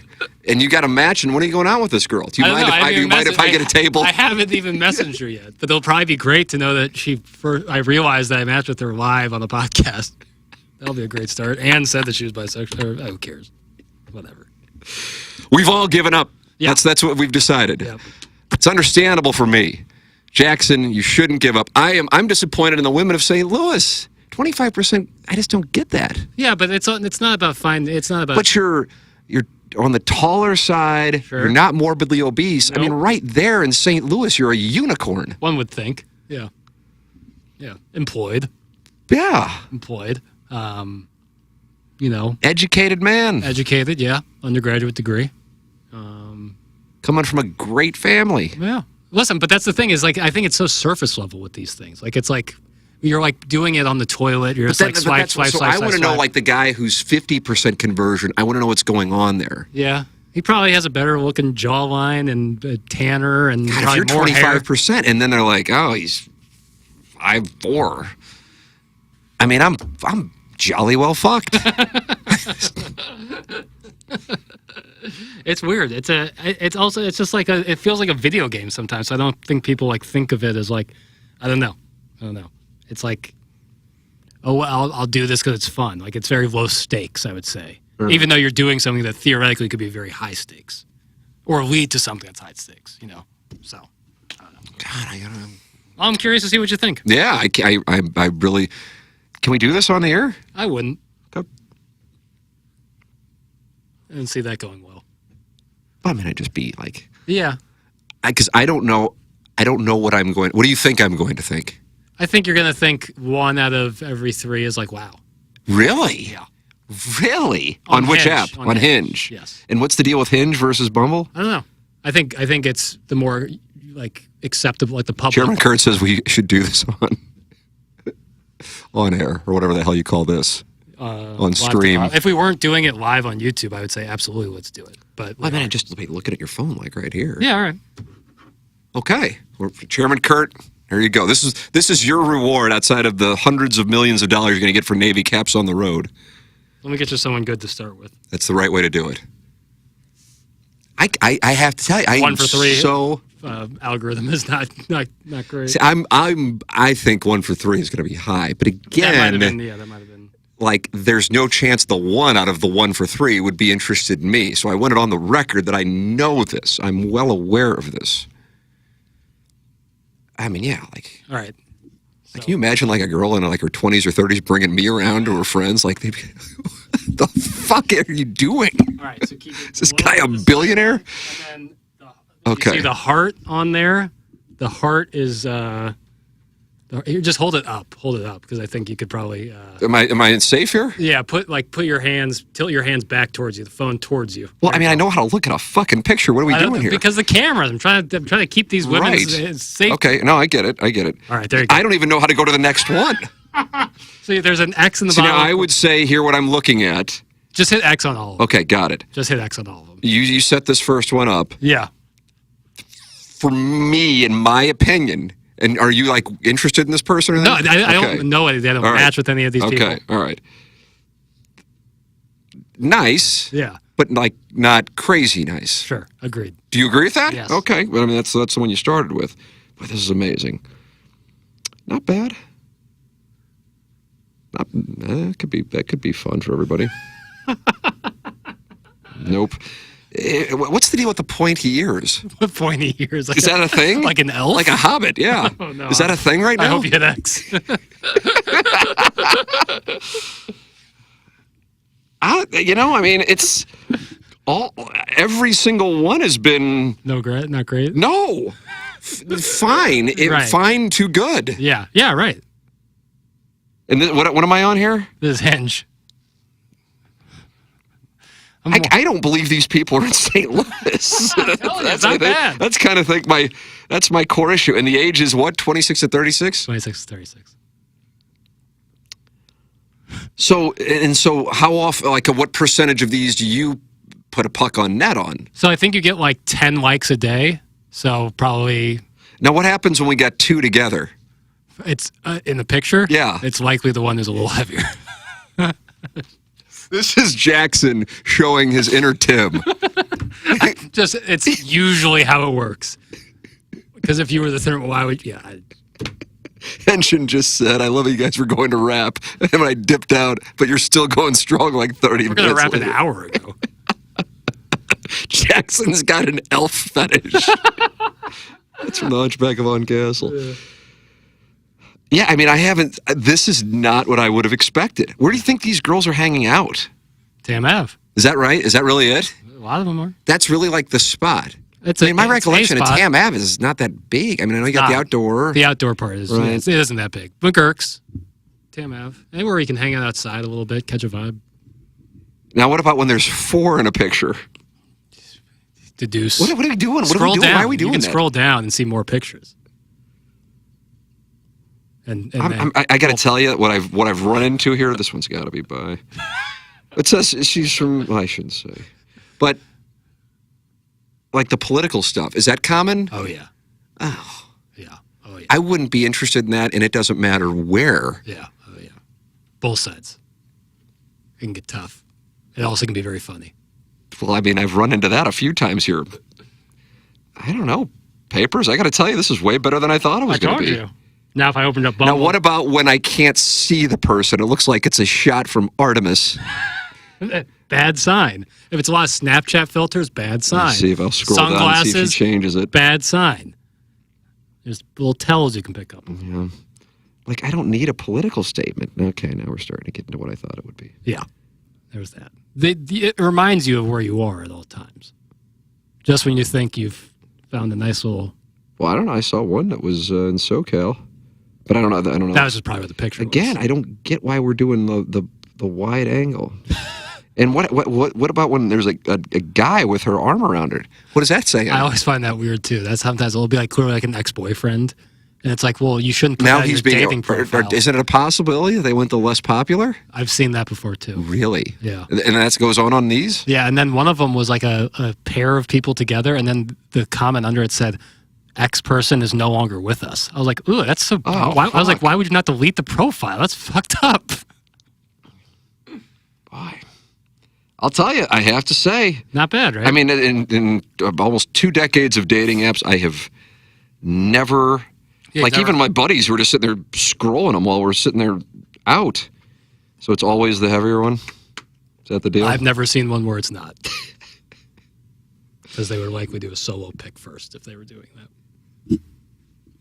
I mean, I see a lot of group pictures. Yeah. And a lot of far away pictures. Is that the bad move? Sign. Is it? Is that? Yeah. Now, I will say this. I haven't seen anyone where I'm like, holy shit. Right. Those women tend to not need. I think they operate in the DM world. You know what I'm saying? So like on Instagram? Yeah. Really? Yeah. Really? Yep. God, this is so interesting. I think this is so basic to you, but it's so interesting to me. I think the top of the top, like one where it's like, wow, is like they're either in a relationship or if they wanted to, they'd put out some on Instagram. And well, I might have to show you this one just because I thought she was going to be like over 6 feet. Sporting? 5'8", just because I know that's kind of your scene. I don't care if this is bad podcasting. I'm interested. Listen, if someone's going to bitch about the 247 mark of this podcast, oh, they will. Then yeah, Jesus. Remember, we rehashed my fantasy camp. This is like if we were doing some sort of lock-in for like a church camp or something. I might have finally found it. Nope. Yeah, it can get tough out there. I mean, what I've noticed is that there are a lot of pictures where it's multiple girls in the picture, and then that poor one motherfucker who's getting cucked. Yeah, I've seen that too with guys, and it's a little interesting. I don't know what's going on there. But then there's like groups where it'll be like me and this girl, like DM for a fun time. And I think that's usually a bot. Well, I need to go be better to my wife. That's my conclusion. Let's see. Ryan Krause, thank you for being here the whole time. Group pictures first is bad. Later on is fine because it shows they have friends. LOL. Yeah. Yes. Agreed. First picture. Okay. That's good psychology there, Ryan. Shot. Well done. Matter of fact, the dating apps tell you to do solo shots first. Is that right? Yes. Yeah. I recommend that. I mean, but I felt like about half of them had more than one person in there. Yeah. But what's that about? Because they're likely trying to dupe. That's what I think. Really? Yeah. Likely trying to dupe. So I'll get a picture with like eligible bachelor Michael Wellington down in Jupiter. Yeah. It's me and him. And then I'm the guy who's like a foot smaller. Yes. And then the girls are like, yeah. Which one do you think it is? Yeah. And then they're scroll like, down. Oh no. They scroll down and they look closer in at the phone. They're like, oh, shit. Yes. That's what happens. Yes. All right, we're wrapping. And we're wrapping only because I have things I have to do. So I gotta go be better to my wife. Yeah, that's the conclusion I've drawn. Yeah. I mean, but here's what I would say. The 1 to 10 thing, the scale. Yeah, right. I didn't see any 10s. Sure. I didn't see any 9s. I don't know if I saw any 8s, but I saw a lot of 6s and 7s. Right. That's what I would say. High floor. Higher but floor. Again, I think my thing is not fair. Right. I'm off. Like my scale is lopsided. Right. That's what I'm telling you. Right. But I'd be happy there. I mean, like, and some of them look delightful. Sure.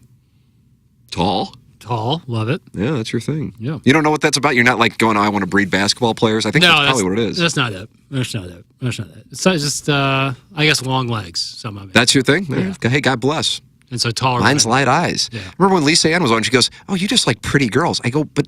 Yeah. You like tasty food. Yeah. And I thought, but I don't know. And I could ask her what you meant by that. I don't know what that means. Yeah, I guess the sexuality thing, like attraction, can be so specific that something like kind of just like that is like, whereas like you can be into, double jointed women. Is that your kink too? No. Hey, man, if it is, you're not going to get any shame from me. No. You just promoted hot Carls on the show. I didn't know what I'll have to explain that to my kids when they go back. Listen to this with us. If they have any Cinnamon Toast Crunch, heads up for the shrimp. Yeah, hot Carl got them.